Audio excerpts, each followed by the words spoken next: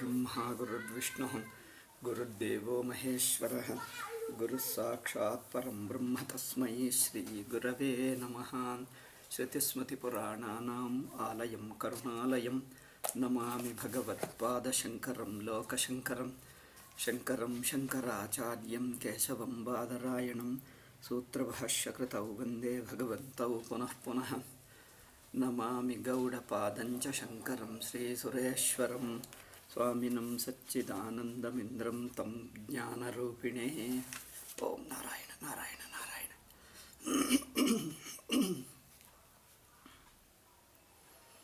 ಪ್ರಪಂಚವೆಲ್ಲ ನಾವು ಹಿಂದೆ ಏನು ವಿಚಾರ ಮಾಡಿದ್ದೇವೆ. ಪ್ರಾಜ್ಞೆ ಎಂಬುದು ಅದ್ವಿತೀಯ, ಅದು ಒಂದಾನೊಂದು ಪ್ರತ್ಯೇಕ ಅವಸ್ಥೆ ಅಲ್ಲ. ಹೀಗೆ ಎಚ್ಚರ ಕನಸು ಅಂದರೆ ಜಾಗ್ರತ್ ಸ್ವಪ್ನ ಎರಡು ಅವಸ್ಥೆಗಳು ಸುಷುಪ್ತಿಯಲ್ಲಿ ಸೇರಿಕೊಳ್ತಾ ಇವೆ ಎಂದು ತಿಳ್ಕೊಳ್ಳಬಾರದು. ನೋಡಿ, ಗಮನಿಸಿ, ಮತ್ತೊಂದು ಸಲ ಹೇಳ್ತೀನಿ. ನಾವೇನು ತಿಳ್ಕೊಳ್ತೀವಿ? ಜಾಗ್ರದ ಅವಸ್ಥೆ, ಸ್ವಪ್ನಾವಸ್ಥೆ ಎರಡು ಅವಸ್ಥೆಗಳು ಸುಷುಪ್ತಿಯಲ್ಲಿ ಸೇರಿಕೊಳ್ತಾ ಇವೆ, ಸುಷುಪ್ತಿ ಎಂಬ ಮೂರನೆಯ ಅವಸ್ಥೆಯಲ್ಲಿ ಸೇರಿಕೊಳ್ತಾ ಇವೆ ಎಂದು ತಿಳ್ಕೊಳ್ತೀವಿ. ಅಲ್ಲ, ಎರಡು ಅವಸ್ಥೆಗಳು ಮೂರನೆಯ ಅವಸ್ಥೆಯಲ್ಲಿ ಸೇರಿಕೊಳ್ಳುವುದಲ್ಲ. ಏನಾಗಬೇಕು? ಎಚ್ಚರ, ಕನಸು, ಸುಷುಪ್ತಿ ಮೂರು ಅವಸ್ಥೆಗಳನ್ನು ಬಿಟ್ಟು ಸುಷುಪ್ತಿಯಲ್ಲಿ ಸೇರಿಕೊಳ್ತಾ ಇದ್ದಾನೆ. ಅಲ್ಲಿ ನೋಡಿ ವ್ಯತ್ಯಾಸ. ನಾವು ಸಾಮಾನ್ಯವಾಗಿ ಏನು ತಿಳ್ಕೊಳ್ತೀವಿ? ಜಾಗ್ರದ ಅವಸ್ಥಾ ಸ್ವಪ್ನಾವಸ್ಥೆಗಳನ್ನು ಲಯ ಮಾಡುವುದು ಸುಷುಪ್ತಿ ಅವಸ್ಥೆಯಲ್ಲಿ ಎಂದು ತಿಳ್ಕೊಳ್ತೀವಿ. ಅಂದರೇನು? ಎಲ್ಲಿ ಲಯವಾಗುತ್ತಾ ಇದೆಯೋ ಅದು ಇನ್ನೊಂದು ಅವಸ್ಥೆ ಎಂದಿಟ್ಕೊಂಡಿದ್ದೀವಿ. ಹೌದು, ಸುಷುಪ್ತಿ ಅವಸ್ಥೆ, ಜಾಗ್ರತ್ತು ಸ್ವಪ್ನಗಳು ಸುಷುಪ್ತಿ ಅವಸ್ಥೆಯಲ್ಲಿ ಲಯವಾಗುತ್ತಾ ಇವೆ, ಸೇರ್ಕೊಳ್ತಾ ಇವೆ. ಇದರಲ್ಲಿ ಏನು ತಪ್ಪು?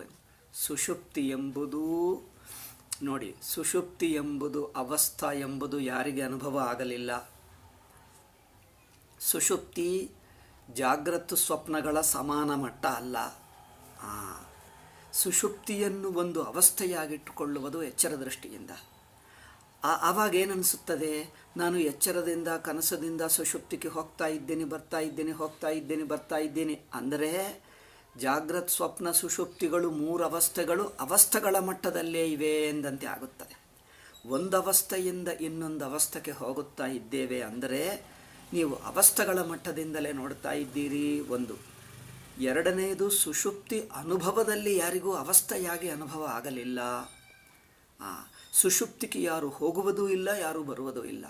ಹೋಗುತ್ತಾ ಇದ್ದೇನೆ, ಬರುತ್ತಾ ಇದ್ದೇನೆ ಎಂದು ಅನಿಸುವುದೂ ಇನ್ನೊಂದು ಅವಸ್ಥೆ ಎಂದಿಟ್ಕೊಂಡು, ಅದು ಎಚ್ಚರ ದೃಷ್ಟಿಯಿಂದಲೇ ಸುಷುಪ್ತಿಯನ್ನು ಒಂದು ಅವಸ್ಥೆ ಎಂದು ಇಟ್ಟುಕೊಂಡು ಅಲ್ಲಿಗೆ ಹೋಗ್ತಾ ಇದ್ದೀವಿ, ಬರ್ತಾ ಇದ್ದೀವಿ ಅನಿಸುತ್ತಾ ಇದೆ. ನಿಜವಾಗಿ ಸುಷುಪ್ತಿ ಅನುಭವ ದೃಷ್ಟಿ ಅಷ್ಟೇ. ಹೋಗುವುದು ಬರುವುದು ಬಿಡಿ. ಸುಷುಪ್ತಿ ಅನುಭವ ದೃಷ್ಟಿಗೆ ಹೇಗಿದೆ? ನಾನು ಎಚ್ಚರದಿಂದ ಬಂದು ಇಲ್ಲಿ ಸೇರಿಕೊಂಡೆ ಎಂದು ಅನಿಸಲ್ಲ, ಬೇರೆ ಅವಸ್ಥೆಗಳೇ ಇಲ್ಲ. ಆ ಸುಷುಪ್ತಿ ಅನುಭವ ದೃಷ್ಟಿಯ ಜಾಗ್ರತ್ ಸ್ವಪ್ನಗಳೆಂಬ ಎರಡು ಅವಸ್ಥೆಗಳೇ ಮುಳುಗಿ ಹೋಗುತ್ತವೆ ಎಂಬುದೇ ಅಲ್ಲ, ಸುಷುಪ್ತಿ ಎಂಬ ಅವಸ್ಥೆಯೂ ಮುಳುಗಿ ಹೋಗುತ್ತದೆ. ಅಲ್ಲಿ ನೋಡಿ, ಜಾಗ್ರತ್ ಸ್ವಪ್ನ ಎರಡು ಅವಸ್ಥೆಗಳು ಹೇಗೆ ಇಲ್ಲವೋ ಸುಷುಪ್ತಿ ಎಂಬುವ ಅವಸ್ಥೆಯೂ ಇಲ್ಲ. ಆವಾಗ ಪ್ರಾಜ್ಞೆ ಏನಾಗುತ್ತದೆ? ನಿರವಸ್ಥಾ, ಒಂದಾನೊಂದು ಪ್ರತ್ಯೇಕ ಅವಸ್ಥಾ ಅಲ್ಲ. ಪ್ರತ್ಯೇಕ ಅವಸ್ಥೆ ಆದರೆ ಏನಾಗುತ್ತದೆ? ಎರಡು. ಎಚ್ಚರಕ್ಕೆ ಸಮಾನ ಮಟ್ಟದಾಗುತ್ತದೆ. ಎಚ್ಚರಕ್ಕೆ ಸಮಾನ ಮಟ್ಟ. ಅದು ಎಚ್ಚರವನ್ನು ನುಂಗುವಂಥದ್ದಾಗಲ್ಲ, ಎಚ್ಚರ ಸಮಮಟ್ಟ ಆಗುತ್ತದೆ. ಒಂದು.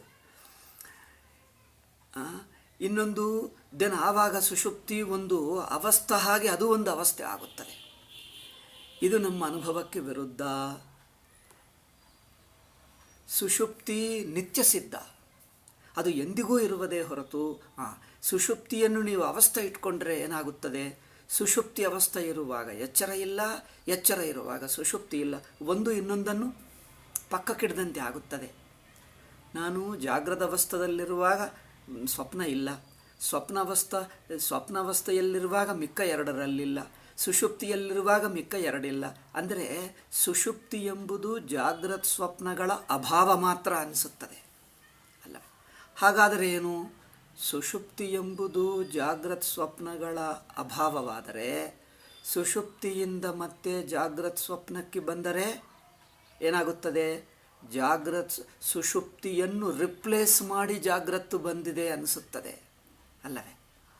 ಸುಷುಪ್ತಿ ಜಾಗ್ರತ್ತಿನ ಅಭಾವ ಮಾತ್ರವಲ್ಲ, ಸುಷುಪ್ತಿ ಎಂಬುದು ಜಾಗ್ರತ್ತಿನ ಅಭಾವ ಇಟ್ಕೊಂಡರೆ ಜಾಗ್ರತ್ತು ಬಂದರೆ ಏನಾಗುತ್ತದೆ? ಸುಷುಪ್ತಿ ಇಲ್ಲ ಎಂದು ಹೇಳಬೇಕಾಗ್ತದೆ. ಹೌದಲ್ಲ? ಜಾಗ್ರತ್ತಕ್ಕೆ ಬಂದಾಗ ಸುಷುಪ್ತಿ ಇಲ್ಲ, ನಿಜವೇ ಅಲ್ಲವೇ? ಅಲ್ಲಿ ತಪ್ಪಾಗ್ತಾ ಇದೆ. ಅಂದರೆ ಸುಷುಪ್ತಿ ಜಾಗ್ರತ್ತಿನ ಅಭಾವ ಎಂದಿಟ್ಕೊಂಡರೆ ಜಾಗ್ರತ್ತು ಬಂದರೆ ಸುಷುಪ್ತಿ ಇಲ್ಲ ಎಂದು ಹೇಳಬೇಕಾಗ್ತದೆ. ಅಲ್ಲ, ಸುಷುಪ್ತಿ ಎಂಬುದು ಸ್ವತಃ ಸಿದ್ಧವೇ ಹೊರತು ಜಾಗ್ರತ್ತಿನ ಕಾಂಟ್ರಾಸ್ಟ್ ಮಾತ್ರ ಅಲ್ಲ. ಜಾಗ್ರತ್ತಿನ ಅಭಾವ ಎರಡನ್ನು ನುಂಗಿಬಿಡುತ್ತದೆ. ಅಲ್ಲಿ ನೋಡಿ ವ್ಯತ್ಯಾಸ. ಜಾಗ್ರತ್ತನ್ನು, ಜಾಗ್ರತ್ತಿನ ಅಭಾವವಾದ ಅವಸ್ಥೆಯನ್ನು, ಸುಷುಪ್ತಿ ಎಂಬುವ ಅವಸ್ಥೆ ಜಾಗ್ರತ್ತಿನ ಅಭಾವವಾದರೆ ಜಾಗ್ರತ್ತನ್ನು, ಅದರ ಅಭಾವವನ್ನು ಎರಡನ್ನೂ ನುಂಗಿದೆ. ಇದು ಯಾವಾಗ ನುಂಗಿದೆ? ಯಾವಾಗ ಎಂದು ಹೇಳಕ್ಕಾಗಲ್ಲ. ಏಕೆ? ಎಂದಿಗೂ ಸ್ವತಃ ಸಿದ್ಧವಾಗಿದೆ. ಜಾಗ್ರತ್ತಾಗಲಿ ಜಾಗ್ರತ್ತಿನ ಅಭಾವವಾಗಲಿ, ಸ್ವಲ್ಪ ಹೊತ್ತು ಜಾಗ್ರದವಸ್ಥೆ ಇಲ್ಲ, ಮತ್ತೆ ಜಾಗ್ರದವಸ್ಥೆ ಬರುತ್ತದೆ. ಈ ಎರಡನ್ನೂ ತನ್ನಲ್ಲೇ ಅಡಕ ಮಾಡಿಕೊಂಡು ಬದರಿಂದ ತಾನು ನಿತ್ಯ ಸಿದ್ಧವಾದ ಸ್ವತಃ ಸಿದ್ಧವಾದ ಸುಷುಪ್ತಿ ಎಂಬುದು ಸ್ವತಃ ಸಿದ್ಧವಾದ ಸ್ವರೂಪ. ಆದ್ದರಿಂದ ಇಲ್ಲಿ ಹೇಳಿದ್ದರು, ನಾವು ನಿನ್ನೆ ನೋಡಿದ್ದೇವೆ, ಇದು ಏಕೀಭಾವ. ಸುಷುಪ್ತಿಯಲ್ಲಿ ಒಂದಾಗುವುದೆಂಬುದು ನಖಲ್ವಯಂ ಏಕೀಭಾವ ಸುಷುಪ್ತೇ ಏವ ಅವಸ್ಥಾಯಾಂ ಭವತಿ. ಸುಷುಪ್ತಿ ಎಂಬುದು ಒಂದು ಪ್ರತ್ಯೇಕ ಅವಸ್ಥಾ ಅಲ್ಲ, ಅವಸ್ಥೆಯಲ್ಲೇ ಆಗುವುದಲ್ಲ. ಜಾಗ್ರತ್ ಸ್ವಪ್ನಗಳು ಸುಷುಪ್ತಿಯಲ್ಲಿ ಸೇರಿಕೊಂಡು ಬದೆನ್ನುವುದು ನಿತ್ಯ ಸ್ವರೂಪ. ಅಂದರೆ ಸುಷುಪ್ತಿಯನ್ನು ಸ್ವರೂಪವಾಗಿ ನೋಡ್ತಾ ಇದ್ದೀವಿ, ಅವಸ್ಥೆಯಾಗಿ ನೋಡ್ತಾ ಇಲ್ಲ. ಭವತಿ ಆತ್ಮನ ಜೀವಸ್ಯ ಜಗತೋವ. ಜೀವ ಪರಮಾತ್ಮ ಜೊತೆಗೆ ಒಂದಾಗುವುದು ಪ್ರಾಜ್ಞ ಜೊತೆಗೆ. ಜಗತ್ತು ಜೀವ ಇಬ್ಬರು ಪ್ರಾಜ್ಞನ ಜೊತೆಗೆ ಒಂದಾಗಿರುವುದು ಒಂದಾನೊಂದು ಪ್ರತ್ಯೇಕ ಅವಸ್ಥೆಯಲ್ಲೇ ಆಗುತ್ತಾ ಇಲ್ಲ. ಅದು ನಿತ್ಯ ಸಿದ್ಧ ತತ್ವ. ಜೀವ ಜಗತ್ತುಗಳು ಆತ್ಮ ಜೊತೆಗೆ ಒಂದಾಗುತ್ತವೆ ಎಂಬುದು ಒಂದಾಗುವುದು ಒಂದಾನೊಂದು ಪ್ರತ್ಯೇಕ ಅವಸ್ಥೆಯಲ್ಲ, ಒಂದಾನೊಂದು ಪ್ರತ್ಯೇಕ ಅವಸ್ಥೆಯಲ್ಲಿ ಅಲ್ಲ. ಒಂದಾಗಿರುವುದು ಸ್ವತಃ ಸಿದ್ಧವಾದ, ನಿತ್ಯ ಸಿದ್ಧವಾದ, ಅಖಂಡವಾದ ಸ್ವತಃ ಸಿದ್ಧ ತತ್ವ. ಎಂದಿಗೂ ಇದೆ. ಅದು ಯಾವಾಗ ಎಂದು ಹೇಳಕ್ಕಾಗಲ್ಲ. ಒಂದಾನೊಂದು ಅವಸ್ಥಾ ಅಲ್ಲ, ಎಲ್ಲ ಅವಸ್ಥೆಗಳನ್ನು ತನ್ನ ಒಳಗೊಂಡಿರುವ ಸ್ವತಃ ಸಿದ್ಧದು. ಅದರಿಂದ ಅದು ಅನವಸ್ಥಾ. ಇಲ್ಲಿ ಸ್ವಾಮೀಜಿ ಹೇಳ್ತಾ ಇದ್ದಾರೆ, ಇದು ಭಾಷ್ಯಕಾರರ ವಚನವೇ. ತತ್ವಮಸಿ ಇತಿ. ನೀವು ಜೀವ ಜಗತ್ತುಗಳು ಪರಮಾತ್ಮ ಜೊತೆಗೆ ಒಟ್ಟಾಗಿವೆ ಎಂಬುದು ಒಂದಾನೊಂದು ಪ್ರತ್ಯೇಕ ಅವಸ್ಥೆಯಲ್ಲಿ ಅಲ್ಲ. ತತ್ವಮಸಿ ಇತಿ ಶ್ರುತ್ಯ ಬ್ರಹ್ಮಾತ್ಮ ಭಾವಸ್ಯ. ಆತ್ಮ ಬ್ರಹ್ಮ ಜೊತೆಗೆ ಒಂದಾಗಿದೆ ಎಂಬುದು ಒಂದಾನೊಂದು ಪ್ರತ್ಯೇಕ ಅವಸ್ಥಲ್ಲ, ಅನವಸ್ಥಾ ವಿಶೇಷ ನಿಬಂಧನತ್ವ ಶ್ರವಣಾತ್. ಅದು ಅವಸ್ಥಾ ವಿಶೇಷ ನಿಬಂಧನವಲ್ಲ. ಒಂದಾನೊಂದು ಪ್ರತ್ಯೇಕ ಅವಸ್ಥೆಯಲ್ಲೇ ಒಂದಾಗುತ್ತವೆ ಅಲ್ಲ, ಒಂದೆಂಬುದೇ ಸ್ವರೂಪ ಎಂದಿಗೂ ಇದೆ. ಅದು ಅವಸ್ಥೆ ಅಲ್ಲ, ಅದು ಅನವಸ್ಥಾ. ಅನವಸ್ಥಾ ಅಂದರೆ ನಿರವಸ್ಥಾ ಎಂದು ಹೇಳು. ಅನವಸ್ಥಾ ಅಂದರೆ ಸ್ವಲ್ಪ ಟೆಕ್ನಿಕಲ್ಲಿ ಆ ಸಂಸ್ಕೃತ ಶಬ್ದ ತಪ್ಪಾಗುತ್ತದೆ. ನಿರವಸ್ಥಾ ಹೇಳು. ಅದು it is beyond state, it is the very nature. It is not A state. State means A tentative. State means bound by time and space. ಇನ್ನೊಂದು ಸ್ಟೇಟ್ಗೆ ರಿಲೇಟೆಡ್ ಆಗುತ್ತದೆ. ಇದು ಸ್ಟೇಟ್ ಪಕ್ಕಕ್ಕಿರುವ ಸ್ಟೇಟ್ ಅಲ್ಲ, ಯಾವ ಸ್ಟೇಟ್ ಇಲ್ಲದ ಸ್ವತಃ ಸಿದ್ಧ. ಇದು ಹೇಳಿದ ನಂತರ ಇಲ್ಲಿ ಜೀವಭಾವವನ್ನು ಪ್ರಮಾತೃತ್ವ ಬುದ್ಧಿಯನ್ನು ಬಿಡಿಸಿ ಬಾಧಿತ ಮಾಡಿ, ಪ್ರಮಾತೃತ್ವವೆಂದರೇನು? ತನ್ನ ಅರಿವನ್ನು ಅಂತಃಕರಣ ಸಂಬಂಧದಿಂದ, ವೃತ್ತಿ ಸಂಬಂಧದಿಂದ ಅರಿವನ್ನು ನೋಡುವುದು. ನಾನು ಅರಿವನ್ನು ವೃತ್ತಿ ಸಂಬಂಧದಿಂದ ನೋಡುವುದು ಎಂದು ಇಷ್ಟೇ ಹೇಳಿದ್ದೀನಿ ಅಲ್ಲವೇ? ಅರಿವನ್ನು ವೃತ್ತಿಯ ನೋಡುವುದು ಮನಸ್ಸು ವೃತ್ತಿ ಎರಡು ಒಂದೇ. ಮನಸ್ಸು ಹೇಳು, ವೃತ್ತಿ ಹೇಳು. ಮನಸ್ಸಿನ ದೃಷ್ಟಿಯ ನೋಡುವುದು, ವೃತ್ತಿ ದೃಷ್ಟಿಯ ನೋಡುವುದು, ಎರಡು ಹೇಳಿದರೂ ಒಂದೇ ಅರ್ಥ. ಸೊ ಮನಸ್ಸಿನ ದೃಷ್ಟ್ಯ ಅಥವಾ ವೃತ್ತಿ ದೃಷ್ಟ್ಯ ಅರಿವನ್ನು ನೋಡಿದ್ದರೆ ಪ್ರಮಾತೃವಾಗಿ ತೋರ್ತಾನೆ. ಏಕೆ? ಅರಿವು ಒಂದಾನೊಂದನ್ನು ತಿಳಿಯುತ್ತಾ ಇರುವುದರೆ, ಪ್ರಮೇಯವನ್ನು ತಿಳಿಯುತ್ತಾ ಇದ್ದರೆ ಇದಂ ಅನ್ನು ತಿಳಿಯುತ್ತಾ ಇದ್ದರೆ ನಾನು ಅಹಮಾಗಿ ಬಿಡ್ತೀನಿ, ಜ್ಞೇಯವನ್ನು ತಿಳಿಯುತ್ತಾ ಇದ್ದರೆ ಜ್ಞಾತೃವಾಗಿ ಬಿಡ್ತೀನಿ. ಏಕೆ? ಅರಿವು ಜ್ಞೇಯ ಸಂಬಂಧದಲ್ಲಿ ವೃತ್ತಿ ಬಂದು ಬಿಡ್ತದೆ ಅರಿವಿಗೆ ಅರಿವು ಅರಿವಾಗಿ ತಿಳ್ಕೊಂಡರೆ ಎರಡನೇದಿಲ್ಲ. ಏಕೆ? ಅರಿವಾಗಿ ತಿಳಿಯೋದು ಅರಿವೇ ಇದ್ದು ಬಿಡ್ತದೆ. ಅರಿವು ಇನ್ನೊಂದನ್ನು ತಿಳಿಯುತ್ತಾ ಇದೆ ಅಂದರೆ ಆ ಇನ್ನೊಂದೆಂಬುದು ವೃತ್ತಿ ಆಗಿಬಿಟ್ಟಿತು. ಇನ್ನೊಂದು ಎಂಬ ವೃತ್ತಿ ದೃಷ್ಟ್ಯ ನೋಡಿದ್ದರೆ ಆ ವೃತ್ತಿ ದೃಷ್ಟ್ಯ ಅರಿವನ್ನು ನೋಡುವುದೇ ಪ್ರಮಾತೃತ್ವವಾಗುತ್ತದೆ. ಪ್ರಮಾತೃತ್ವ ಜ್ಞಾತೃತ್ವ ಅಂದರೆ ಅರಿವು ಒಂದು ರಿಲೇಟೆಡ್ ಆಗುವುದು. ಅರಿವಿನ ರಿಲೇಟೆಡ್ ಸ್ಟೇಟ್ ಇಸ್ ಪ್ರಮಾತೃತ್ವ, ಅನ್ರಿಲೇಟೆಡ್ ಸ್ಟೇಟ್ ಇಸ್ ಸ್ವರೂಪ, ಸಾಕ್ಷಿ ಸ್ವರೂಪ. ಈ ರಿಲೇಟೆಡ್ ಸ್ಟೇಟನ್ನು ಪ್ರಮಾತೃತ್ವ, ಇದೇ ಅಧ್ಯಾಸ ಸ್ಥಿತಿ, ಇದೇ ಪ್ರಮಾತೃತ್ವ ಸ್ಥಿತಿ. ಅರಿವನ್ನು ಅಧ್ಯಸ್ಥವಾಗಿ ನೋಡ್ತಾ ಇದ್ದೀವಿ. ಯಾವ ಅಧ್ಯಸ್ಥ? ಒಂದು ಸಂಬಂಧ ಅಧ್ಯಸ್ಥವು, ಸಂಬಂಧ ಅಧ್ಯಸ್ಥ ಹೇಳಿ, ವೃತ್ತಿ ಅಧ್ಯಾಸ ಹೇಳಿ, ಅಂತಃಕರಣ ಅಧ್ಯಾಸ ಹೇಳಿ, ಹೇಗೆ ಹೇಳಿದರೂ ಪರವಾಗಿಲ್ಲ. ಏಕೆ? ಸಂಬಂಧ, ಎರಡನೆಯ ಸಂಬಂಧ ಅಧ್ಯಾಸ, ವೃತ್ತಿ ಅಧ್ಯಾಸ, ಅಂತಃಕರಣ ಅಧ್ಯಾಸ. ಈ ಅಂತಃಕರಣ ಅಧ್ಯಾಸ, ವೃತ್ತಿ ಅಧ್ಯಾಸವನ್ನೇ ಅನಂತರ ಕಾಲದಲ್ಲಿ ವ್ಯಾಖ್ಯಾನಕಾರರು ನಿಮಗೆ ಸುಮ್ಮನೆ ಗೊತ್ತಾಗಲಿ ಎಂದು ಹೇಳ್ತಾ ಇದ್ದೀನಿ. ಇದರಲ್ಲಿ ಏನು ವಿಶೇಷವೇನಿಲ್ಲ, ಗೊತ್ತಿರುವ ಅನುಭವ ದೃಷ್ಟ್ಯ ಒಂದೇ. ಆದರೆ ಸ್ವಲ್ಪ ಹೇಳುವ ಪ್ರಕ್ರಿಯೆ ವ್ಯತ್ಯಾಸದಲ್ಲಿ ಇದನ್ನು ವಿವರಣ ಭಾಮತಿ ಎಂದು ಎರಡು ಸಂಪ್ರದಾಯಗಳು ಶಂಕರರ ನಂತರ, ಅಂದರೆ ಶಂಕರ ಸಂಪ್ರದಾಯದಲ್ಲಿ, ಶಂಕರ ಉತ್ತರಕಾಲೀನ ಸಂಪ್ರದಾಯದಲ್ಲಿ ಎರಡಾಗಿಬಿಟ್ಟಿವೆ. ಏನು? ಒಂದು ಅವಚ್ಛೇದವಾದ, ಪ್ರತಿಬಿಂಬವಾದ. ಅಂದರೆ ಸಾಕ್ಷಿ ಸ್ವರೂಪ ಅಥವಾ ಸ್ವತಃಸಿದ್ಧವಾದ ಸಚ್ಚಿದಾನಂದಂ ಬ್ರಹ್ಮ ಜೀವನಾಗಿ ತೋರಬೇಕಾದರೆ ಅಂದರೆ ತೋರುವ ಸಂದರ್ಭದಲ್ಲಿ ಆ ಜೀವತ್ವಕ್ಕೆ ಉಪಾಧಿ ಯಾವುದು, ಹೇಗೆ ಅರ್ಥ ಮಾಡಿಕೊಳ್ಳುವುದು?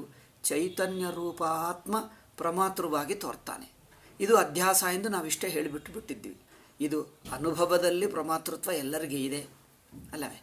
ಈ ಪ್ರಮಾತೃತ್ವವು ಒಂದು ಅಧ್ಯಾಸ ದೃಷ್ಟಿಯಿಂದ ಇದೆ. ಅಂತಃಕರಣ ಅಧ್ಯಾಸ, ವೃತ್ತಿ ಅಧ್ಯಾಸ. ಆ ಅಧ್ಯಾಸ ಬಿಟ್ಟು, ಅಂದರೆ ಆ ದೃಷ್ಟಿ ಬಿಟ್ಟು ಅರಿವನ್ನೇ ಇಟ್ಕೊಂಡ್ರೆ ಆ ಅಂತಃಕರಣವನ್ನು ಸೇರಿಸಿರುವ ಅರಿವು, ಅಂತಃಕರಣವನ್ನು ತನ್ನಲ್ಲೇ ಹೊರಗೊಂಡಿರುವ ಅರಿವು ದೃಷ್ಟಿಗೆ ಅಂತಃಕರಣ ಇಲ್ಲ, ಅಧ್ಯಾಸ ಇಲ್ಲ, ಅಂದರೆ ಪ್ರಮಾತೃತ್ವವೇ ಇಲ್ಲ. ಇದು ನೇರಾಗಿ ಹೇಳಿಬಿಟ್ಟಿದ್ದು. ಈ ಪ್ರಕ್ರಿಯೆಯನ್ನೇ ಅವರು ಸ್ವಲ್ಪ ಬಿಡಿಯಾಗಿ ಹೇಳಿಕೊಂಡರು. ಏನೆಂದು ಹೇಳಿದ್ದಾರೆ? ಪ್ರತಿಬಿಂಬವಾದ. ಒಬ್ಬರು ಹೇಳಿದ್ದರು ಅರಿವೆಂಬುದು ಅಂತಃಕರಣದಲ್ಲಿ ಪ್ರತಿಬಿಂಬಿತವಾಗುತ್ತದೆ. ಆ ಪ್ರತಿಬಿಂಬಿತ ಅರಿವು ಅಂದರೆ ಅಂತಃಕರಣದಲ್ಲಿ ಪ್ರತಿಬಿಂಬಿತವಾಗಿರುವ ಅರಿವನ್ನು ಚಿದಾಭಾಸ ಹೇಳುತ್ತಾರೆ. ಆ ಚಿದಾಭಾಸ ಅಂತಃಕರಣಕ್ಕೆ ತಾದಾತ್ಮ್ಯ ಹೊಂದಿದಾಗ ಪ್ರಮಾತೃತ್ವ ಹುಟ್ಟುತ್ತದೆ ಎಂದು ಅದೇ ಪ್ರಮಾತೃತ್ವ ಅಧ್ಯಾಸವನ್ನು ಹೀಗೆ ಒಂದು ದೃಷ್ಟಾಂತ ರೂಪಕವಾಗಿ ಎಕ್ಸ್ಪ್ಲೇನ್ ಮಾಡಿದ್ದಾರೆ. ಈಗ ಇನ್ನೊಬ್ಬರು ಹೇಳ್ತಾರೆ, ಅರಿವು ಮಡಿಕೆಯಲ್ಲಿ ತೋರುವ ಆಕಾಶ, ಮಡಿಕೆಗೆ ಪರಿಚ್ಛಿನ್ನವಾಗಿರುವ, ಮಡಿಕೆಗೆ ಮಾತ್ರ ಪರಿಮಿತವಾಗಿರುವ ಆಕಾಶ, ಮಡಿಕೆ ಉಪಾಧಿಯನ್ನು ಇಟ್ಟುಕೊಂಡಾಗ ತೋರುವ ಪರಿಚ್ಛಿನ್ನ ಆಕಾಶ ಇದೆಲ್ಲ ಅದು ಪ್ರಮಾತೃತ್ವ ಅಥವಾ ಅದು ಜೀವತ್ವ.